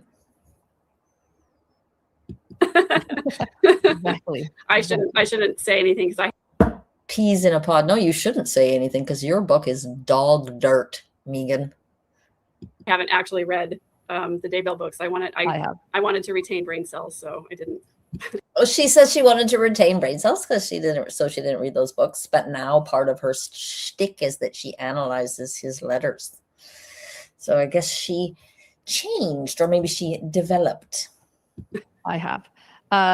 Someone said, this is interesting. As a nurse, it is so common for people, especially those with personality disorders, to report NDEs. Interesting. I didn't know that. That is interesting. Yeah. Yeah. NDEs are near-death experiences. What, knowing, again, your cousin, living with her, knowing her family, staying with them. That's literally it, right? That's all she's got. You used to live with her. You used to live with her. She's your cousin. You used to live with her. That's it. You used to live with her. She's your cousin. You used to live with her. What do you think she's thinking right now? Who cares? Who fucking cares? Seriously. Let's talk about how Lori's feeling right now on the day that she's been sentenced, because we're so in touch with victims and we're so victim-centered. We're going to make jokes about what Lori might be feeling right now. Probably thinking about her appeal. She's probably, wanting to game plan with her attorneys about how to get out of this, and what to do next. She's probably. What are you saying? Says, why is she asking her like she's all knowing and a mind reader? And I'm going to say it's because Lauren's kind of an idiot. That's why. There's no really other answer. She's kind of an idiot. Unconcerned. She probably still believes that she's going to be rescued by angels at some point, or that the world's going to end at some point, and that she won't have to serve her time. So, yeah. And that Tammy's her friend who visits her in dreams. Yes. Yeah, right. So do they think they're going to get more clicks by talking about Lori? Like, why are they talking about what Lori is feeling now? Why are they doing that? Anything else you want to say when it comes to the sentencing? I don't know. I'm sure there'll be other things that come up for me that I don't necessarily need to share everything. But I know it's going to take. But I really want to. So later I'm going to do my own video sharing some more stuff about me and how I feel about other things that are so interesting to me about Lori. Give me some time to revisit some of what was said and to connect dots in my brain and to unpack and to process and everything like that. Yeah, it's still pretty fresh. Well, that was my next question actually, is how are you doing today on this day off from work? How are you doing? I'm doing really well, actually. I had a little bit of anticipatory anxiety last night, just having trouble quieting my mind so I could go to sleep. But I wasn't worried about today like I was with the verdict. I was a little concerned about. Like, why are we talking about Megan? Who fucking cares how you felt last night? Who fucking cares, Megan?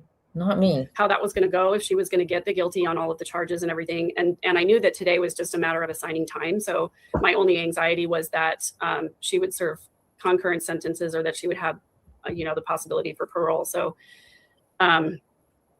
I slept pretty well, though, all things considered. And I had a really nice morning, and, with my kids and my partner, Samuel. And then I was able to, to watch sort of peacefully in my own little space. And I really appreciated that. I appreciated being able to take the time over the break to write my thoughts, because that's always how I process the best, is by writing things out. And what are you saying? Says like a bank teller saying, how are you doing?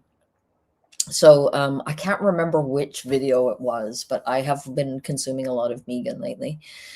And one of the videos I watched, Megan is talking about how everybody has become so, isolated because of the internet, and, ever since COVID, and how everybody's just in their own little bubble now and nobody cares about anybody else. And how, it's just amazing to her that people go into stores all the time and that they just buy their things and they don't even look in the eyes of the person that is selling the cashier. They don't look them in the eyes and go, how are you doing? Because that's what the cashier wants, is for people like Megan to come up and ask, how are you doing? And she was going on about how she can't remember the last time that she had a conversation with someone, like just to acknowledge their humanity and their whatever. And she's saying, when was the last time that you talked to a service person? And I was like, I talked to every single service person that I came across today in every single place that I went to. I said hello to them and asked them if they were having a good day and wished them a good day when I left. I said hello to the girl that came back from her holiday because she went back to India to see her family, who she was missing terribly, and she came back. And I was like, oh, you're back. How was your trip? Right? So ordinary people do those things. Megan, you're the only one who doesn't see service people as real people.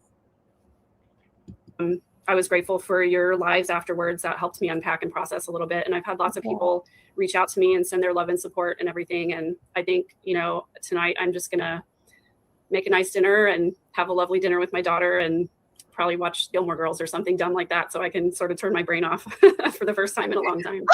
That sounds like a good plan. It means a lot to us that before you do that, you'd come unpack here with us. Again, we're your friends here. We are your friends here. We care about you, Megan. You are always welcome here on Hidden True Crime. Care about you. And someone's even saying that during the sentencing, they were wondering how you were doing. So it means a lot to us that you just come and let us know and share. It means a lot to Lauren. Lauren just feels like she is going to sleep better tonight because Megan came and expressed to her. So now they know that Megan is okay. It means a lot to them. It means a lot to the gems. Journalistic integrity in action. Exactly. I mean, these two people, this is just so heartwarming. I am so glad these people were there for each other and also for the whole community. What you're feeling and thinking during all of that. Like I said, this community has been so wonderful and supportive, and I appreciated being able to jump on and send some comments during the sentencing as well. And it's just been, I couldn't have asked for better circumstances or better people to to share this hard time with. So I'm really, she couldn't have asked for a better opportunity to show up on the scene as an insider and get lots of attention.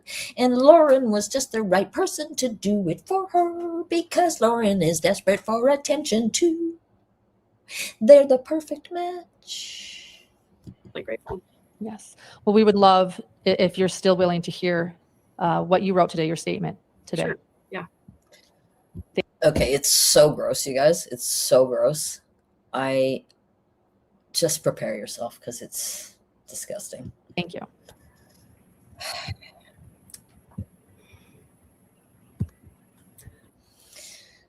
Let me work myself up to my full self-importance before I begin.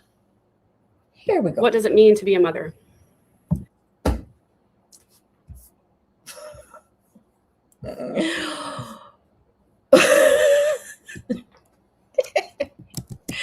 What does it mean to be a mother?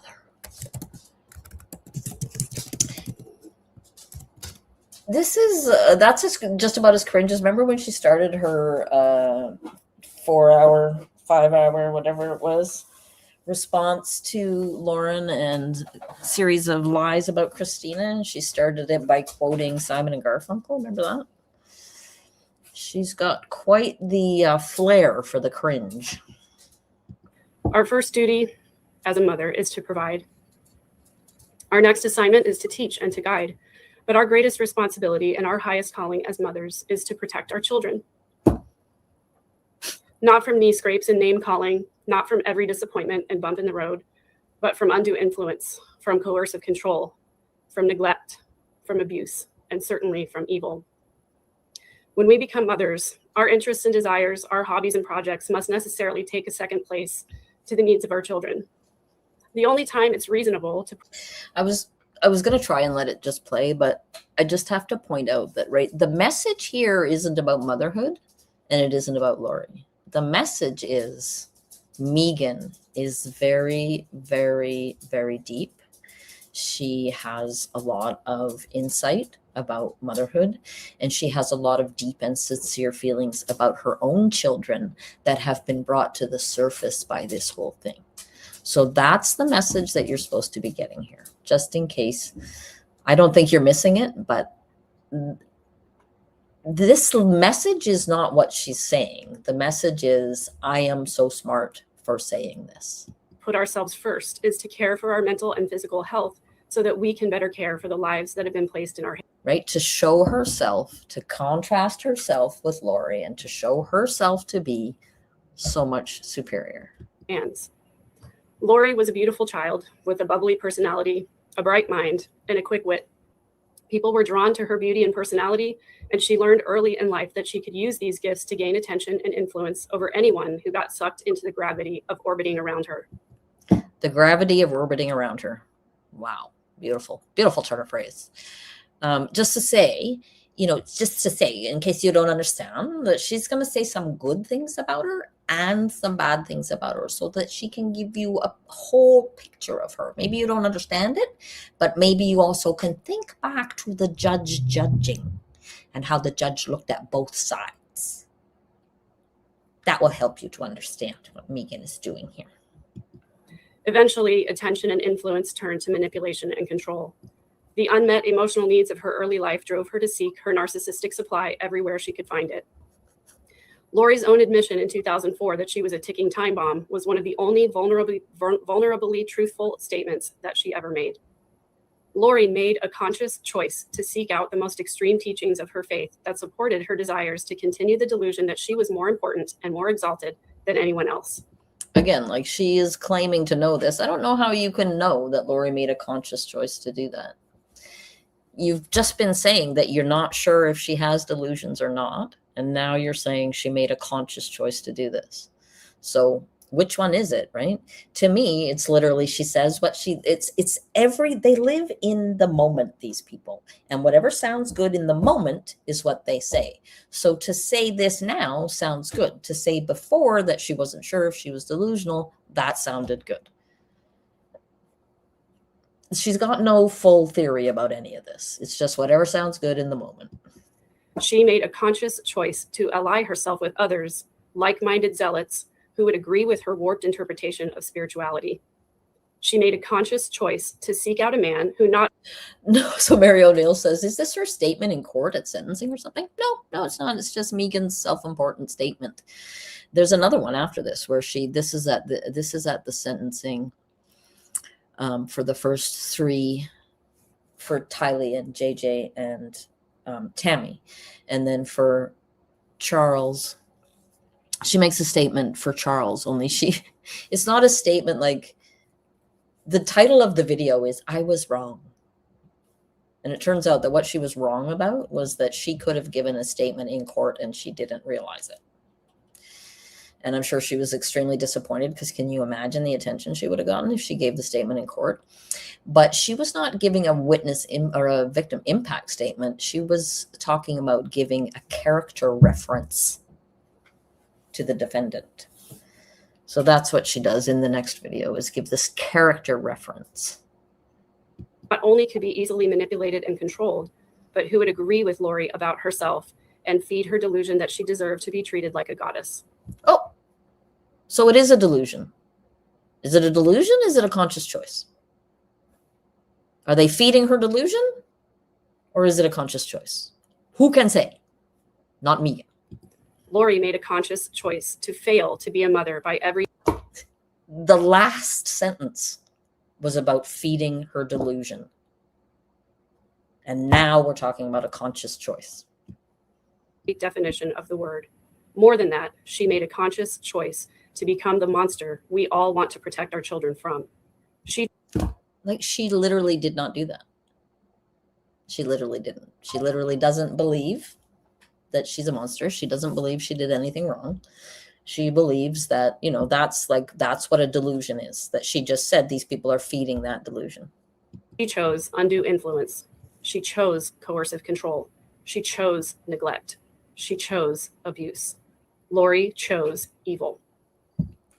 She may have chosen those things, but to suggest that she chose them consciously after saying she has a delusion is delusional. The way we treat others sends vibrations into the universe.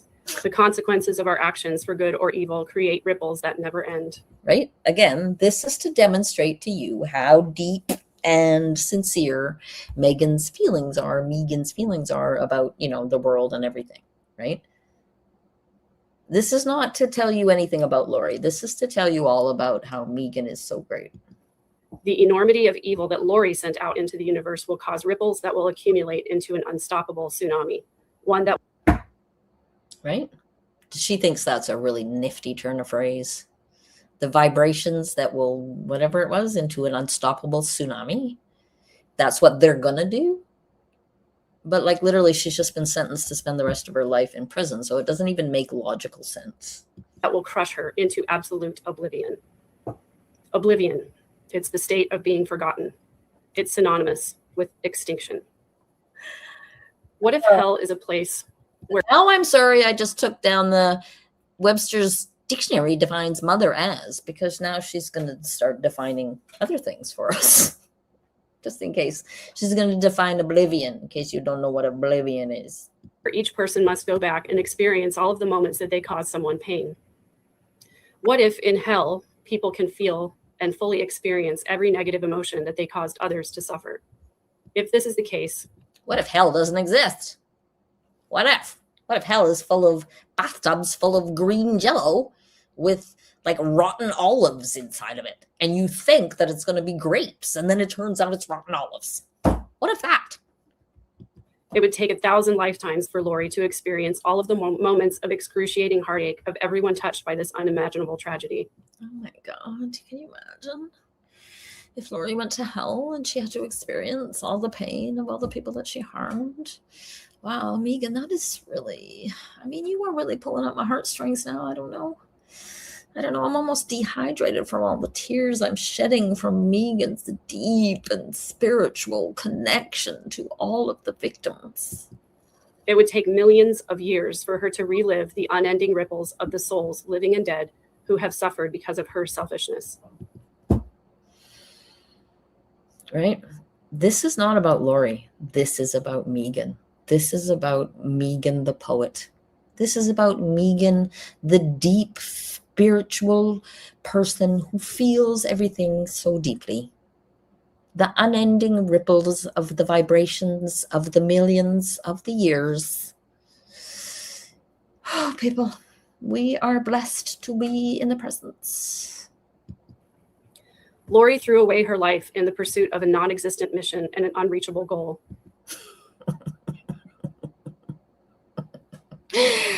I feel like Megan is currently throwing away whatever she has left of her life in this nonsense that she's putting out. In the process, she took the life of a mother away from the Daybell children, who will have to live the rest of their lives without her love, her support, her kindness, and her affection. She took the life of the... Megan is so sad for Emma and Garth, who lied about their mother and supported their murderous father. She is very sad about them. She is very sad. She has a lot of deep feelings. I know this is before Chad's trial, but I mean, my God, Megan's deep concern for Emma Daybell Murray. Good Lord. The honorable man, Charles Vallow, who was a stellar provider, a good husband, and a loving father to her only living son, Colby. She conspired to take the life of Tylee's father. Marshall Dove says this is so amazing.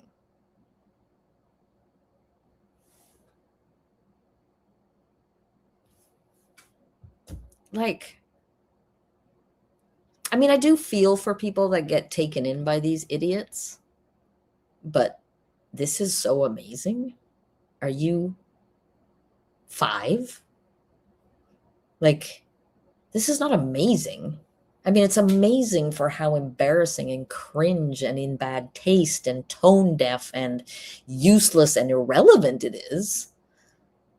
But to suggest that Megan is offering anything of value here is a joke. Megan is here to be all about Megan and to show you how deeply she feels and how the ripples of the vibrations of the unending millions of years of her pain is driving this beautiful poetry that she's inflicting on us. And maligned his whole existence and his entire reputation, even after a court of law found no evidence of wrongdoing on the part of Joe Ryan. Nothing in Lori's life, however, is more damning than her failures as a mother. She abandoned. The thing that she's so mad about what Lori did was when she kicked her out of her house in Austin that summer after Megan went and stole her boyfriend. That's what she's mad about. Her oldest son and irreparably scarred his life with the heinous atrocities that were the murders of Tylee and JJ. Sorry, so nobody realized that Colby was harmed by Lori's actions. It's good that Megan's here. Used their lives as a means to portray a public image of a doting mother, obscuring everyone around her to the truth of her evil heart. When she was finished using them, she discarded them like garbage, squeezing out their last value to her in exchange for a pittance of blood money. Now that justice has been served for Tammy, Tylee, and JJ, my hope is that justice will continue to win over mercy. Justice for Charles, justice for Brandon, and justice for the victims to be served on Chad. I also have a childlike wish. I wish that as the trials and the coverage continue, that they will do so without alerting Lori. I wish there to be no microphones or cameras in the courtrooms. I wish for there to be no reporters watching her walk in and out of court each morning and travel back to jail each night. Every soundbite, documentary, newspaper article, book, internet forum, and TV broadcast that reaches the jail cells where she will live out her miserable days continues to supply her sick and demonic greed for attention. My greatest wish is for Lori to walk. Okay. Oh my God. Casey says, I am so glad this platform is giving space for such eloquence. Like, where did these people, are these grade school students? Such eloquence? This is barf-inducing nonsense bullshit from a scammy, grifting liar who has no feeling for anyone but herself. Not one of these people have picked up on the stuff that picked up on the fact that she is here to aggrandize herself. Not one of them. My God. Through the rest of the trials of her life, utterly and completely alone. The next time she walks into a courtroom, I wish it would be empty. I wish that there would be nobody there but her and the servants of justice. Right. Well, then how would you get all your fucking clicks, Megan, if that was the case? If nobody had attended, if none of the trials had been, you would not be here. And nobody would be listening to what you have to say and how moved you are by all of this.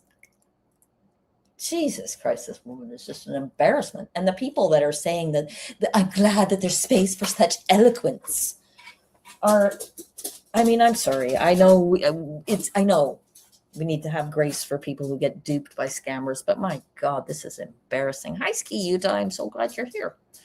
Lori, you did not care about your victims, and now nobody cares about you. Except me. I care about you a lot. Me and Lauren both actually kind of care a lot because we get the clicks for this. So just saying, don't stop being you, Lori. Thank you, Megan. Oh, thank you. Thank you. Thank you. Thank you, Dr. John. Thank you. Thank you, everyone, for coming. I am very deep. I am very moved. Thank you. Thank you, everyone. Thank you. Oh, thank you. Oh, Let him do that. Why do you cover up for him? oh, sorry. Sorry, we don't want that one right now.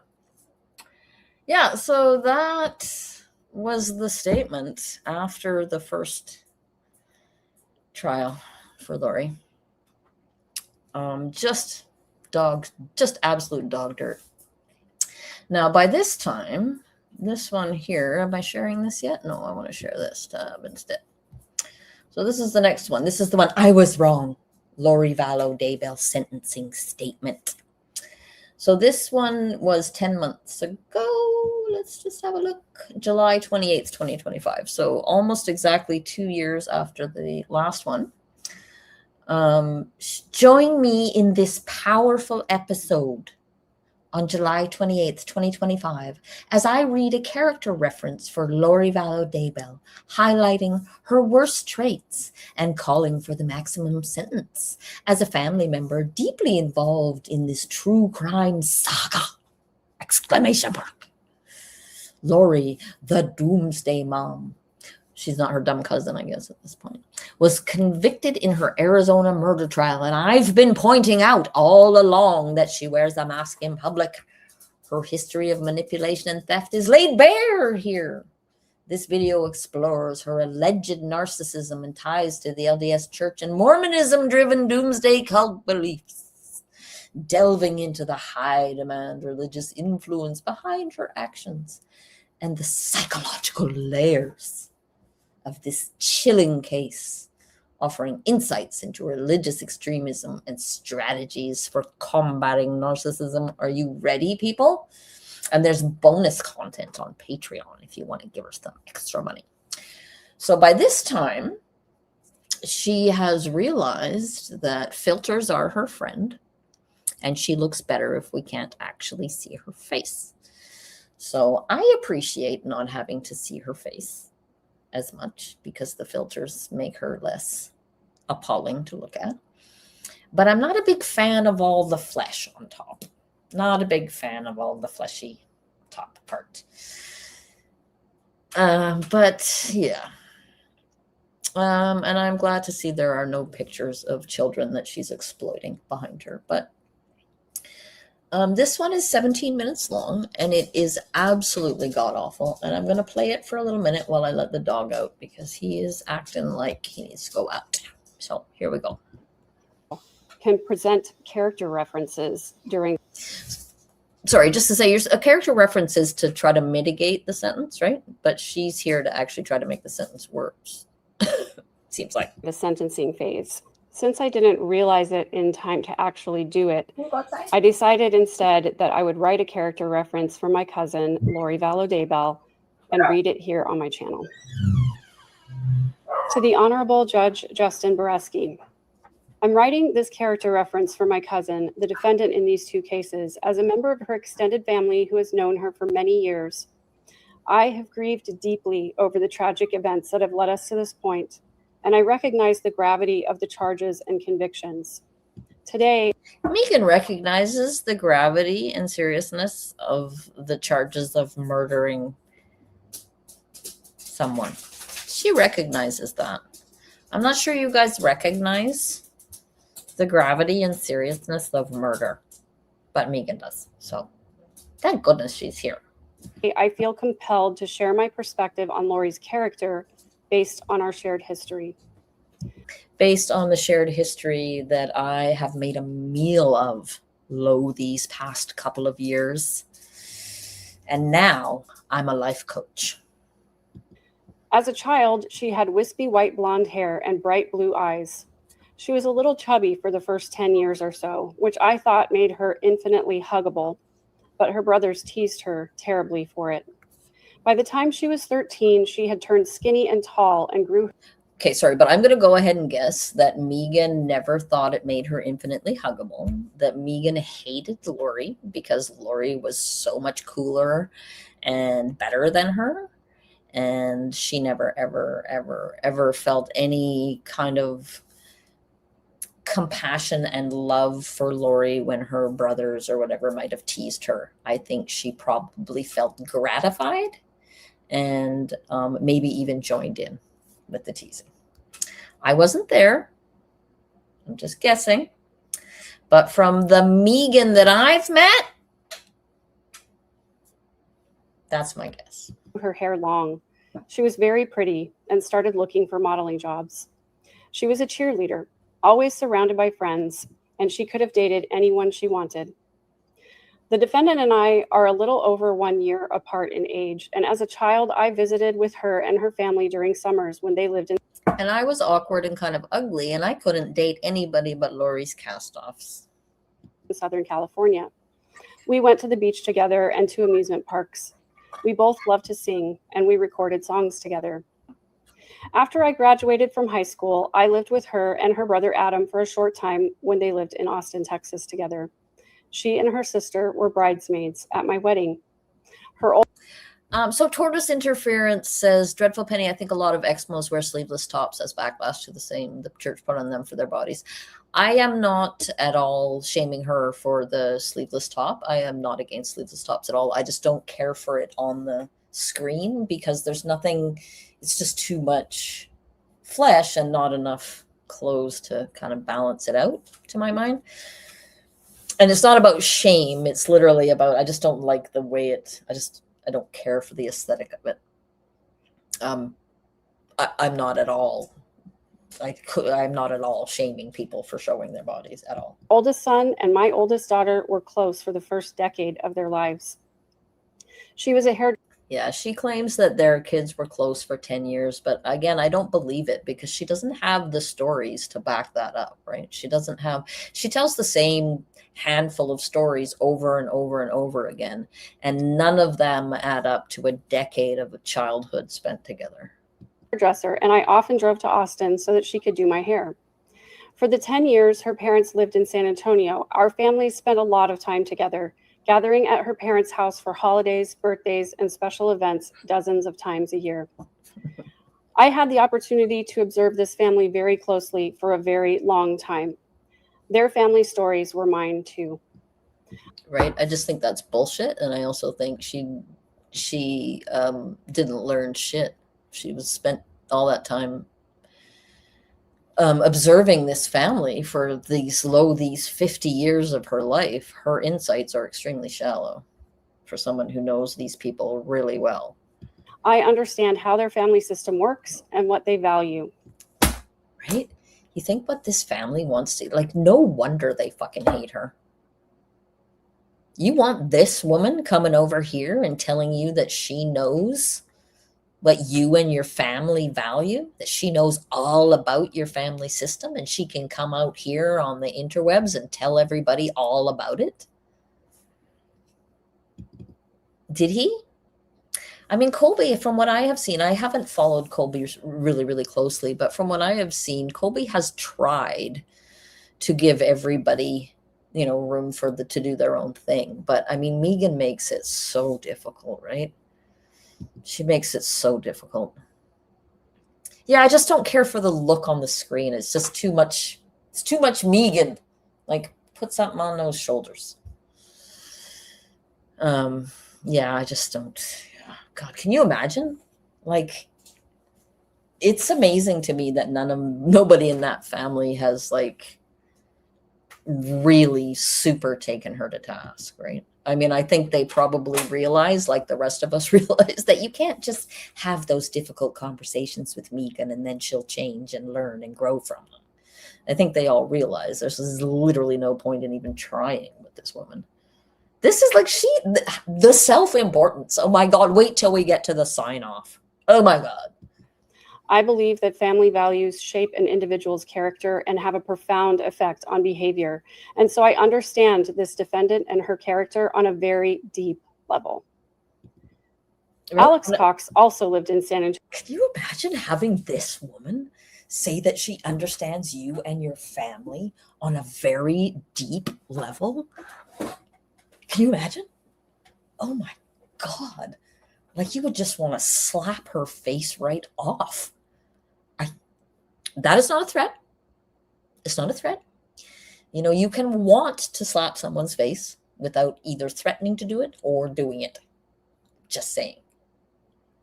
Antonio for a few years, as did his oldest sister, Stacy. I gotta speed up. One night, Alex asked me to come with him to the family home to check on Stacy. He was worried about her because she had been depressed lately. She had type 1 diabetes and gastroparesis, a serious complication caused by years of disordered eating. Stacy had been left in San Antonio alone. Okay, I just want to say, Stacy's family members strenuously deny that she had an eating disorder. And Megan is all over the interwebs in every interview that she ever gives. She mentions Stacy's death. She mentions her personal involvement in it. And she says that Stacy had an eating disorder every time. And she's been told by the family to stop. And she just does it anyway. Alone while this defendant, her parents, and her sister went on a vacation. Also, I have heard her tell this story multiple times. And in one story, she claims that Stacy died of an insulin overdose. And in the other one, she claims that she died of diabetic ketoacidosis, which is from lack of insulin, from high blood sugar, super high blood sugar, not super low blood sugar. So make of that what you will, but those are opposite things. To Hawaii. Alex told me that Stacy had said she was going to, quote, take a big shot and go to bed. When he and I... That's the one there, right? She's going to take a big shot and go to bed. And so that's like a big shot of insulin, too much insulin, blood sugar too low, die from low blood sugar, go into a coma from low blood sugar. In another story, she says it's DKA, and she goes into a coma because of high blood sugar. Arrived at the house, we found Stacy not in her room, but in her parents' bed. She was unresponsive. We called 911 and followed the ambulance to the hospital, where doctors informed us that Stacy was in a diabetic coma from which she would never wake. They told us she had only a few days to live, and so in the absence of her parents, my father arranged for hospice care. Stacy's family remained in Hawaii. She died just a few days later, while their family was finally on the plane home. Right, so she's over here acting like she cares so much about Stacy and how Stacy was left, that the family didn't come home from Hawaii when she went into a coma and she was in hospice care and everything. And yet she has been told multiple times by the family not to talk about Stacy, and she still keeps doing it, as though she's doing it for Stacy. And I just think that that's absolute bullshit. I don't know if Stacy had an eating disorder. There's no way for me to possibly know that, right? But Megan is trying to pretend that she is achieving some, mental health goal by insisting on revealing the secrets of these people who have already had their lives completely destroyed by one of their family members, because there's going to be some positive outcome for the entire world, and the entire Mormon community, the entire LDS community is going to benefit from Megan coming out and publicly telling all the Cox family secrets. Like she is some kind of, truth teller that is changing things. She's not changing anything. She is tormenting people who are her family members who have asked her to stop. Right? Like, this is not like, she's not helping anything. And the suggestion that she is going to fix the Mormon community with this self-aggrandizing bullshit, where this entire thing is not about Lori at all, but about everybody understanding how insightful and deep and caring and important Megan is. This woman infuriates me. She was just 32 years old. I later learned that Janice and Barry, Stacy's parents, and the parents of this defendant, had told Stacy that maybe she was just meant to die young, and that maybe it was, quote, just her time to go. Don't you think that story belongs to Stacy? Personally? I think like she is saying this as though she is trying to she's standing Stacy, right? She's defending Stacy, and she's explaining to us all how horribly these people abuse Stacy. But to me, the thing to do would be to let Stacy rest in peace and shut your fucking mouth about it. Stacy's gone. She can't speak for herself. And Megan has not been given permission by anybody to speak for her. And it's disgusting to me that she goes on like this. And we're all supposed to judge other people while she is using her dead cousin, all of her many dead cousins, to gain relevance on the internet. It's sickening. I believe this incident reflects what this family values and helps partially explain why the defendant has so little regard for human life. As to the defendant's character, her name is Lori Noreen Cox. That's not her character, Megan. That's her name. So I know that's as far as all the stupid shit we have heard from her today. That's not as stupid as a lot of the other stupid shit we've heard, but I just cannot stand her. And I love picking her apart because she's such a vicious, nasty person. She was an unloved daughter.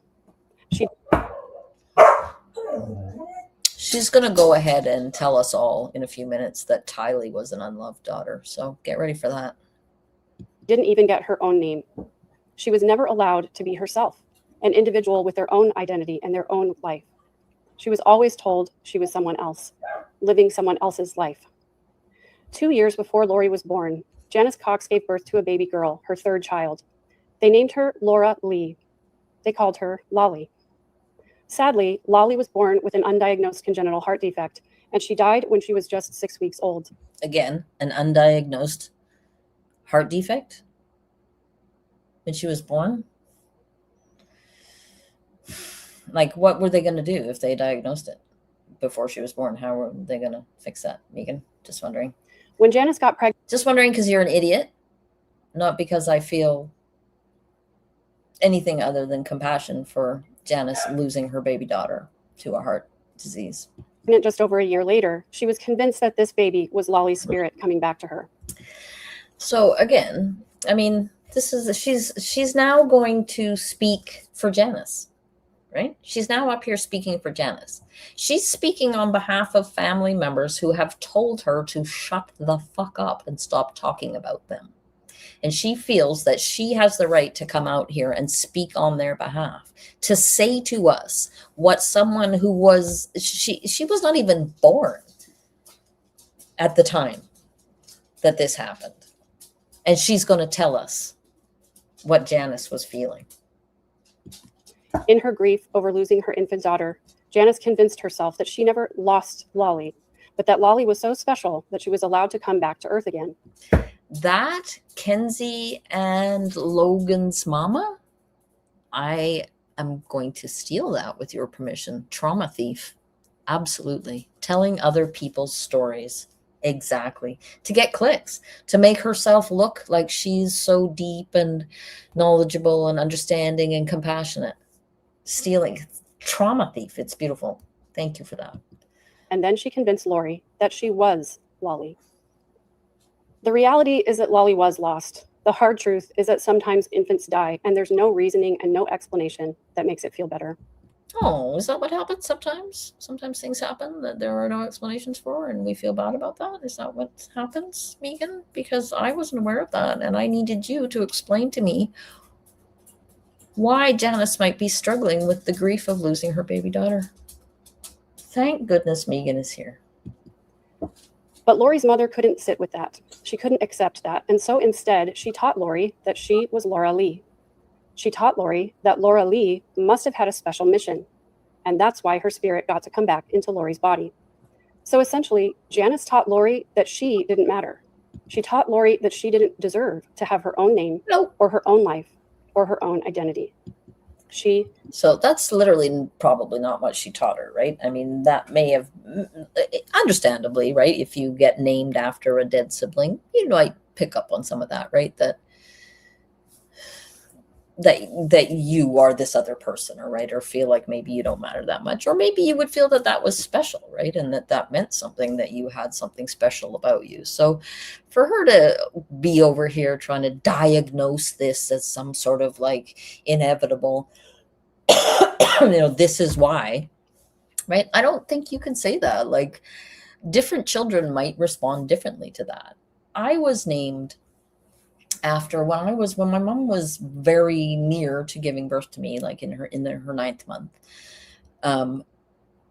There was a child in our town who died, and she had the same surname as us, and my mother gave me her exact name because we had the same surname, and she gave me her name because she said she felt like she wanted there to be another one of these children that had been lost, right?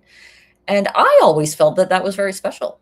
And I always felt that if I ever were to get married, that I would not be able to change my last name, because I felt like this mattered to me, right? That I was paying an homage to this little girl who had died. So again, right, Megan is making assumptions, speaking for other people, telling other people's stories that aren't her own, and doing it all to create a narrative that can show us all how deeply insightful she is about the Cox family and about what led to these killings.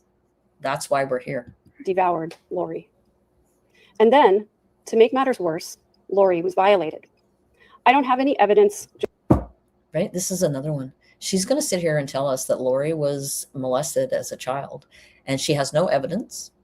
She's never been told this. Lori never told her this. She got nothing. And she's out here telling a story that belongs to somebody else that she has no evidence is even a story. Just rumors and family stories, but I know how it feels and what it looks like and what behaviors are developed as a result of that trauma. She knows. Megan is the knower of these things. So she knows. She can tell that Lori was sexually assaulted as a child.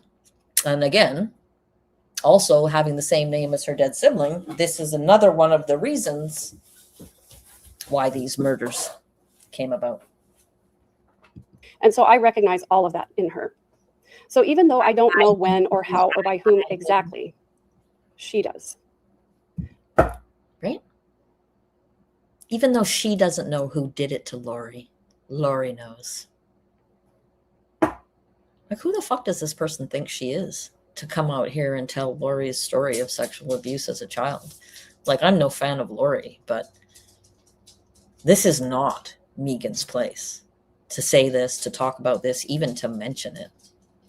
I mean, to say that she suspected that something like that might have happened is one thing. To do all of this, I know. Saying it like it's all fact, it's disgusting. And she thinks that it makes her look like she is deeply knowledgeable and, has this incredible analytical mind and this deep knowing, right? And yet she's oblivious of the fact that she is trampling all over the Cox family's right to their own stories, right? It's disgusting. She knows what happened. She knows who did it to her. She may pretend that it never happened, but the memory of it lives in her cells, and she can't ignore it because those feelings come for her, and they find her in the quiet moments she wishes would go away. Yeah, another one. Tragedy pimping. Exactly. Like, to say this about, generically say about a person who suffered childhood trauma and has not come to terms with it, to say those things about that in that context, I don't think would be out of line.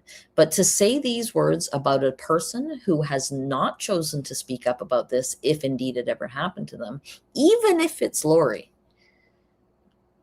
she does not have the right to this story, and she doesn't even have any facts to back it up. It's just her deep knowing, right?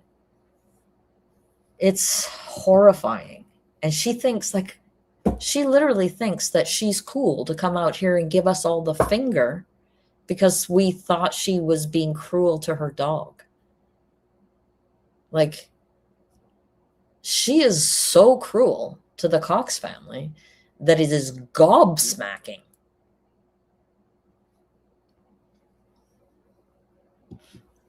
I know what it feels like. It feels like you're crazy. Sometimes survivors are even told that they are crazy. Because if we're crazy, then nothing we say really matters. Ah, see how she brought herself into that there? If we're crazy, then nothing we say matters, because this is all about me, because I was assaulted as a child. I don't know if you know, but I was sex trafficked. I wrote a book about it. The book is my love letter to survivors. Not sure if you know that about me, but I was sex trafficked. The perpetrator prevails. The perpetrator gets to keep living his life while we suffer. Because somehow secrecy is more important than our sanity. Somehow his reputation is worth more than our minds. I'm just wondering, like, I don't know. I haven't seen anybody ever attempt to give a speech like this in court at a sentencing. But can you imagine what Judge Boreski would be thinking if this idiot was in his courtroom reading this shit out? Can you even imagine? It's beyond embarrassing. And she's got it all up here. Like, she's proud of this. She built it with her own two hands, people. She built this with her own two fuck you hands. That's what Megan did. But that's life. Shit happens. We are all treated badly at some point. We are all abused. Nobody gets out of this life without being hurt by someone they should have been able to trust. What has this got to do with Lori's sentencing? Or is this anything to do with Lori's sentencing? Or is this just to do with showcasing Megan's deep and abiding insight? Right? I mean, it's hard to say. Matters is what we choose to do when we are used or abused or betrayed. Some of us say that we will never hurt anyone the way that we were hurt, but not Lori. She decided that she would never be hurt again the way she was hurt. And again, how do you know this? Where's your evidence for this?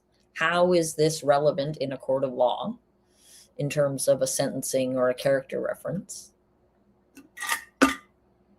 How is any of this relevant except to making you important? 55,000 views for this BS, garbage piece of shit. And so she built walls instead of bridges. Instead of risking rejection and asking for what she needed, she took what she needed. Remind you of anybody? Remind you of anybody? She stole what she thought she needed. She likes this theme, the stealing theme. She likes this. She's going to go on about it for a while. It's very interesting. She's very smart, you know. I don't know if you know that. I mean, Judge Boreski had been thinking about sentencing Lori, but now he's thinking about how smart Megan is, because, wow. All along the way, she stole again and again. She stole from her family. She stole from Nelson. Ooh, literary devices. Nice, Megan. Nice job. She stole from Billy. She stole from me. She stole from Joe. What did she steal from you, Megan? I mean, I seriously doubt you had anything that she wanted. Right? I mean, the only thing that Lauren wants off you is your stories about Lori.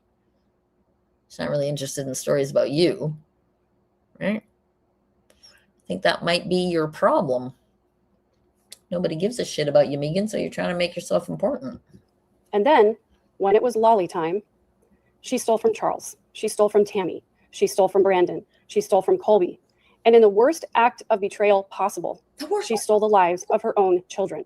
Oh my God, she stole the lives of her own children, people. I don't know if you're aware of that. I'm not sure if you're aware of that. I'm not sure if Judge Boreski was aware of, in the worst act of her life, Lori stole the lives of her two children. I don't know if Judge Boreski knows that. It's a good thing Megan was here. She stole everything from Tylee, and she stole everything from JJ. There are lots of reasons people steal. But for Lori, I want to focus on 4. Sometimes people steal out.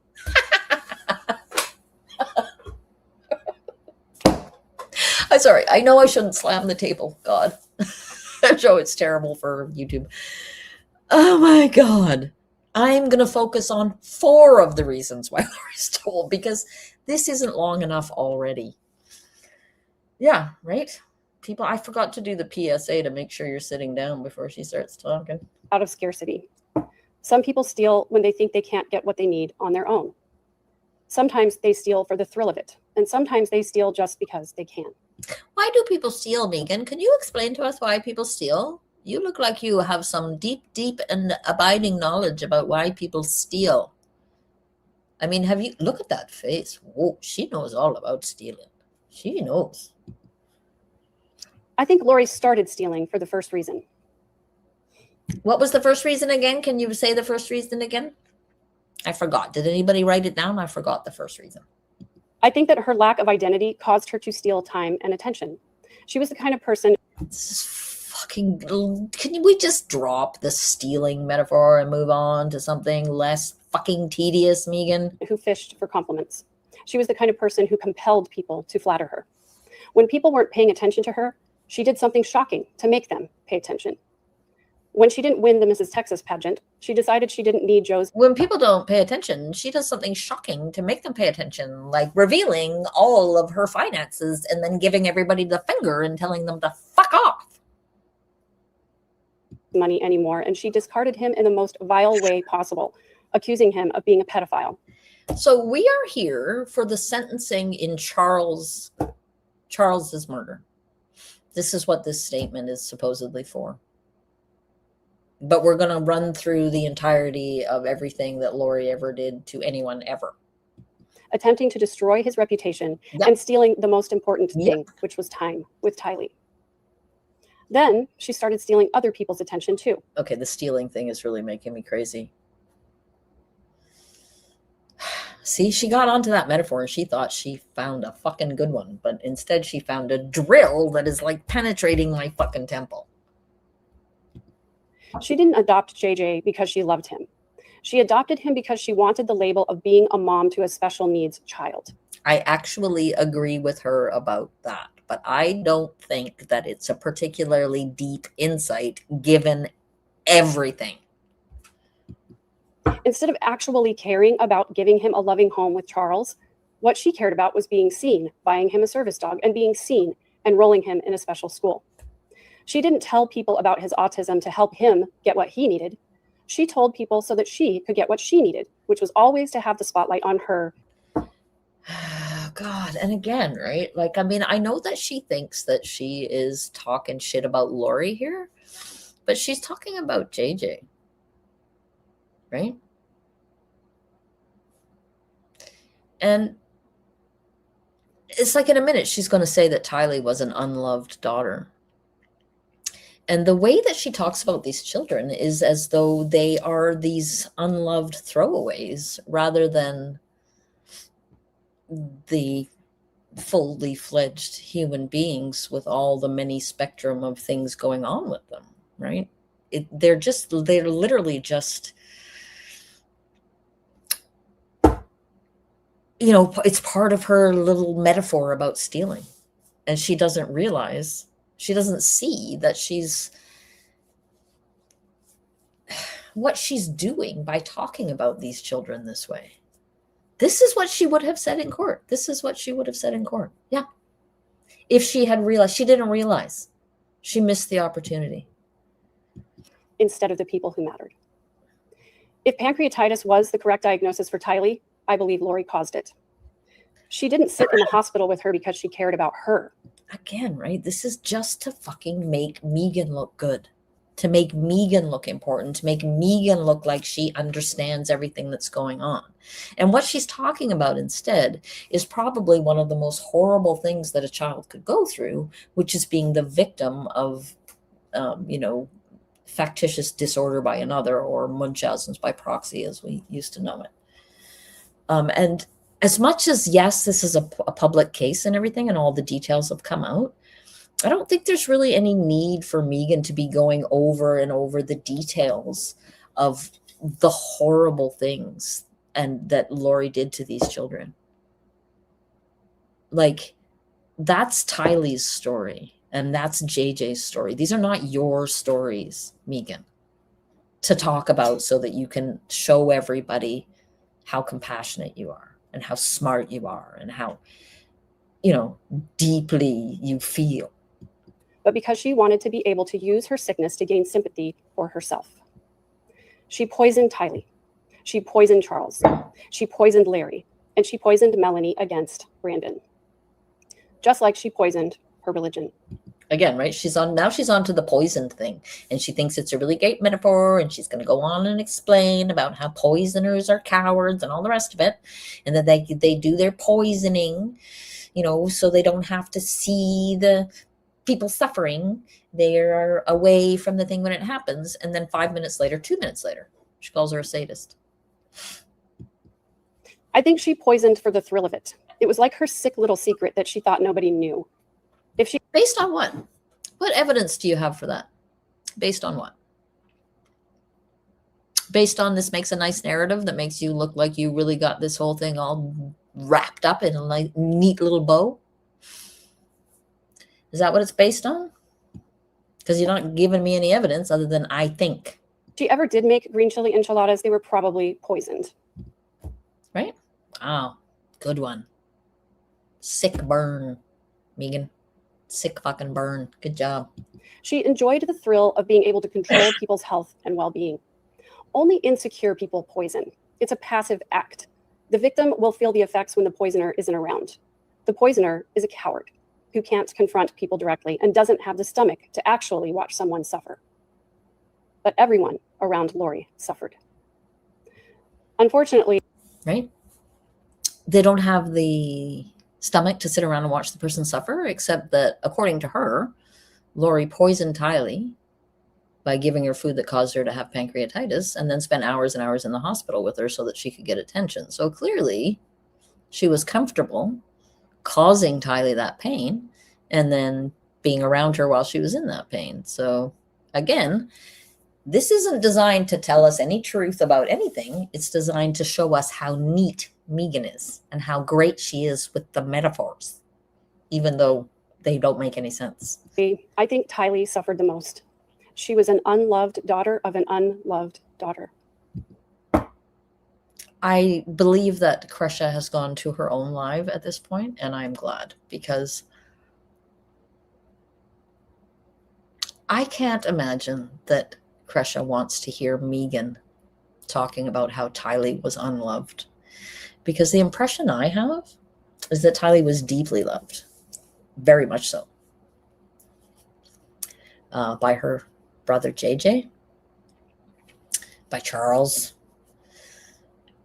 by Colby, by her other extended family members, by her friends,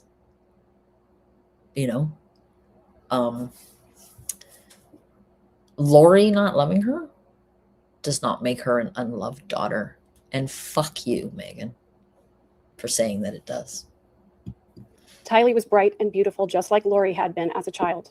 And so, as Tylee grew into a smart and talented young lady, fiercely loyal and protective of JJ, she became a threat to Lori. Fiercely loyal and protective of JJ, who loved her to the ends of the earth. The unloved daughter, Tylee. Nobody in Lori's orbit was allowed to be smarter or skinnier or prettier than her, and so she discarded everyone who fit that description. And that's why Megan's so mad, because she got discarded, although I can't imagine she was prettier, but she definitely got discarded. But since Tylee was a child, Lori could still use her and manipulate her. And so Lori kept Tylee small, and she kept Tylee sick, and she used Tylee for her games and her whims and her twisted sadism. And again, to suggest that she kept Tylee small, I do not have the impression that Tylee was small or that she had been kept small.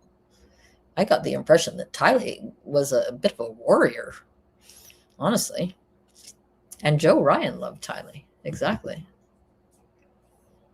I mean, this is what I'm saying, right? This woman has no self-awareness. She has no awareness of what she's saying about this cousin of hers that she so deeply loved, apparently. She's up here on the fucking YouTubes telling everybody that Tylee was unloved.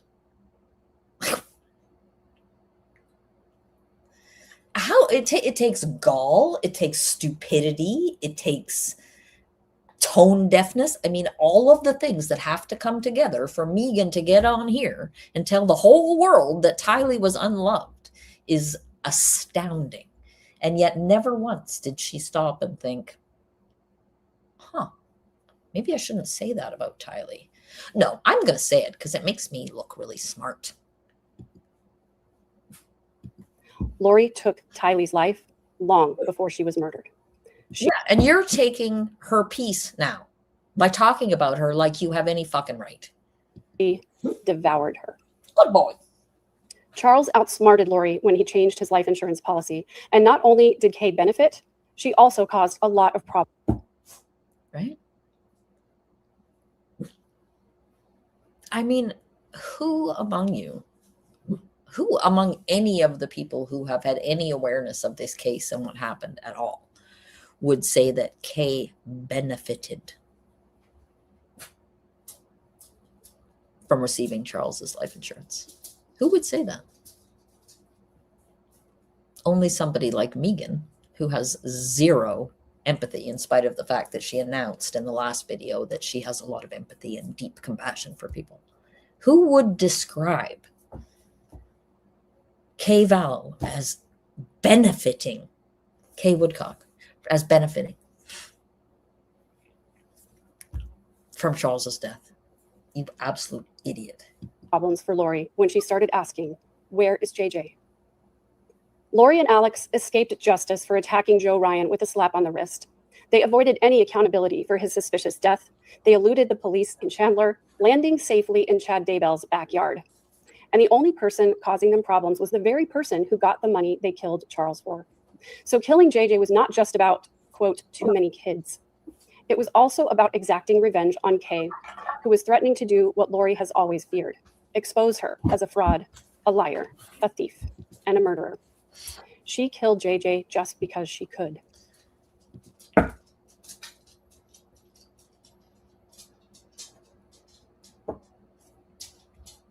Who can say, who would who other than Megan would have the fucking balls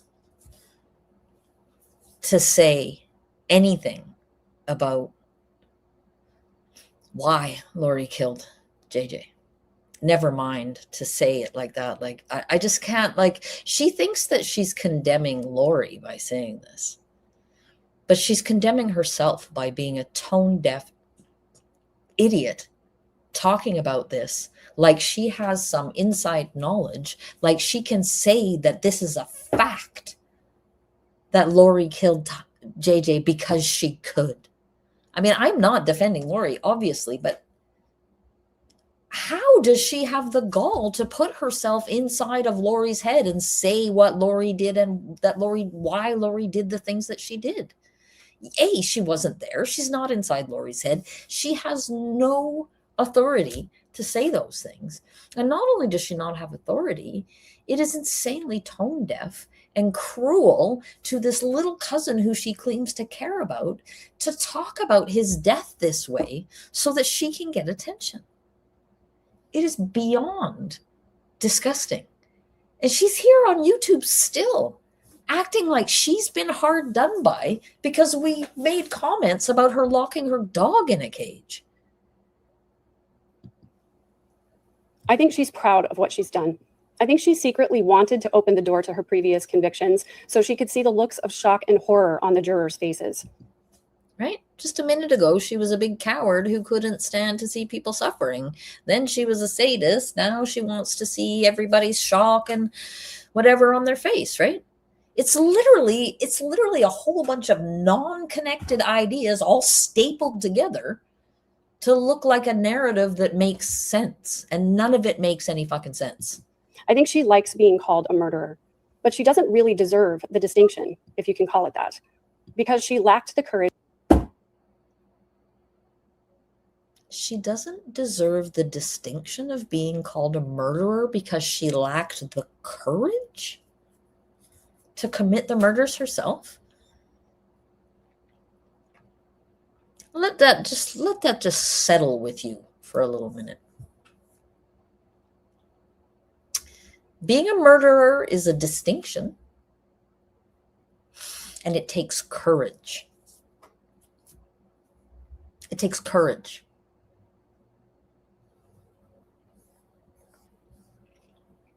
To actually cause that kind of depraved suffering.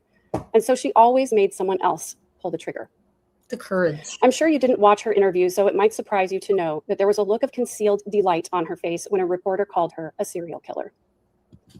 The truth is that Lori is one of the most deeply insecure people I've ever met. All of her bragging and grandstanding. Excuse me. Again, Megan is now describing herself for all of us. Megan is one of the most deeply insecure people I have ever come across in my life. That is true.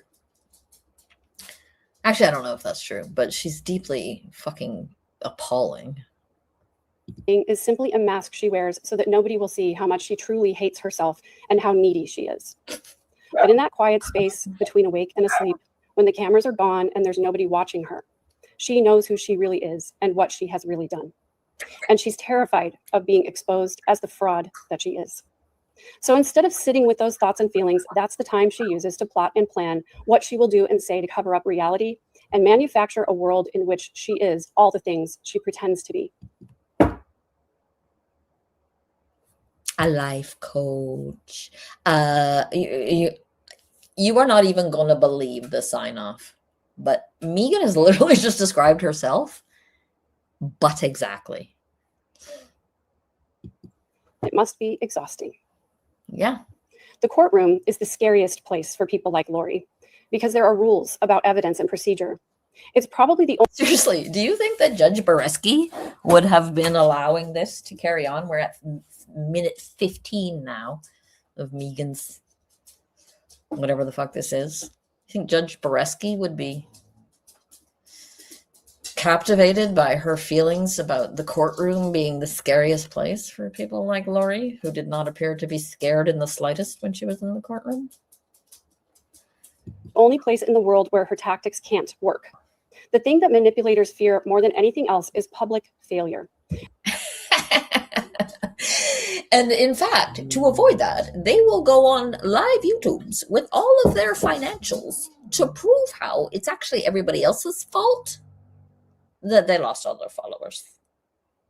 She's right. And Lori knew she was failing over and over and over, which is why her tactics became increasingly desperate as the trials wore on.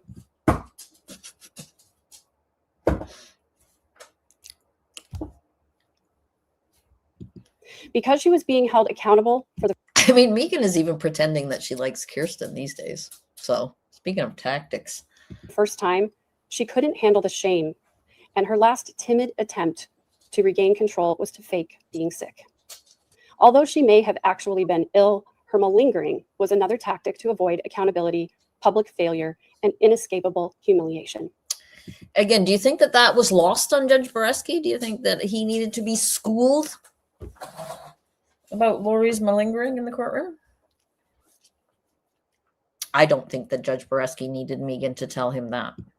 I will not address the defendant directly, but if I was going to say anything to her, I would tell her that she is despised by the public. And although she might have enjoyed a brief bout of infamy, she is nothing close to famous. I love watching these people describe themselves and be completely in earnest thinking they're talking about someone else. I would let her know that all of her fretting about throwing up on TV was unnecessary because it's not even being televised. It's only a tiny corner of the internet that cares enough to watch her trial. And even those people are all. Again, right? She thinks that she's being really fucking edgy here and she's showing Lori how nobody cares about her. But what she's actually saying is nobody cares about you, Charles and Brandon and Tammy and Tylee and JJ. Nobody's even watching your trials anymore. It's only some tiny corner of the internet that even cares about you people. But she thinks that she's being super nifty and edgy and telling Lori all about how nobody cares about her. But what she's literally saying is nobody gives a shit about these trials anymore. And nobody cares about the victims. But and she's unaware of that. Like, she still has this up. This is still up. She has had time to reflect on all the things she said. And she's still like, yeah, I'm good with that. I'm good with telling everybody that nobody even cares about these trials anymore. Already turning their attention elsewhere. Many of the channels that used to cover her case are now covering bigger, more important stories. Bigger, more important stories, right? She thinks that she's showing us all how she would tell it like it is, and she would cut Lori down to size. And she's literally just said that her little dead cousins are not as important as these other trials that are going on. Many of them didn't even care enough to cover her sentencing here. The only reason she got interviews here is because the more she talks, the more she reveals the truth of what really happened. So she's been outsmarted again. And what will sting her worse than that is to realize that she's the one who's being manipulated and used. And why are you getting interviews, Megan? When are you going to realize that you're being used? Looking straight in the camera? Telling us all about that? Curious. So, Judge, even though her badly spelled handwritten motions fail to make any rational conclusions or have any basis in law, the defendant isn't stupid. She just isn't what one would call book smart. The only thing she really knows how to do is manipulate people. So if you're not book smart, Megan looks down at you, just so you know. Just so you know. Use them, and then discard them, just like any garden variety narcissist. I mean, Megan, everything about her is garden variety, literally everything. And from what I can understand from Maury and others who seem to know stuff about music, including her talent. I believe she's too cowardly to actually tell the truth or to face the reality of what she's done. Right. I think Megan is too cowardly to tell the truth or to face the reality of the lies that she told about Christina and the fact that she sunk her own ship by, backing the wrong hidden true horse. And so she will continue to live in her delusion until the day she dies. I respectfully ask the court to make sure she dies in prison. Thank you for your time and consideration. Sincerely, Megan Connor, cousin of Tylee, JJ, Charles, and Brandon, admirer of Tammy Daybell, truth teller, pot stirrer, revolutionary. And I've gone back. Yeah. So, how do you like that? Pretty great, eh? Pretty great. That's our Megan. Yeah. How very fucking dare she? Yeah, she's a pot stirrer. She's a cycle breaker. She's a revolutionary. It is pretty revolutionary, I have to admit, to come up live on YouTube and tell everybody that the trials of your dead cousins don't matter. That is pretty revolutionary. Pretty revolutionary. Yep. So that's our Meegs. My little dog charges here are looking at me like I have slit their throats because they are so hungry. This has gone on for nearly 3 hours now. So thank you all so much for sticking around with me through all of that. Megan is absolutely appalling through and through. Every single thing that I have come across of hers is as appalling as the thing before, if not worse. And there's more to come. So I appreciate you all joining me. I appreciate the fact that so many people are able to see through this absolute garbage, and that people like Megan are maybe going to not be given, oxygen on YouTube. So I am going to love you all and leave you. Hey, Sarah Crossbody, glad you could make it. Yeah. It's pretty fun listening to Megan self-aggrandize. It's actually not that fun. It's like poking pins in your eyes, but hopefully my commentary makes it a little bit more fun. And you guys always make things fun for me. So I super appreciate having you all here. And I am going to say good night now and take my dogs and walk them out in the beautiful weather. So I don't know when I'm going to be doing my next live, but keep an eye out. It'll be sometime this week. Yeah, bye for now. Thanks again. Hit the like on your way out. Smash that like button, please.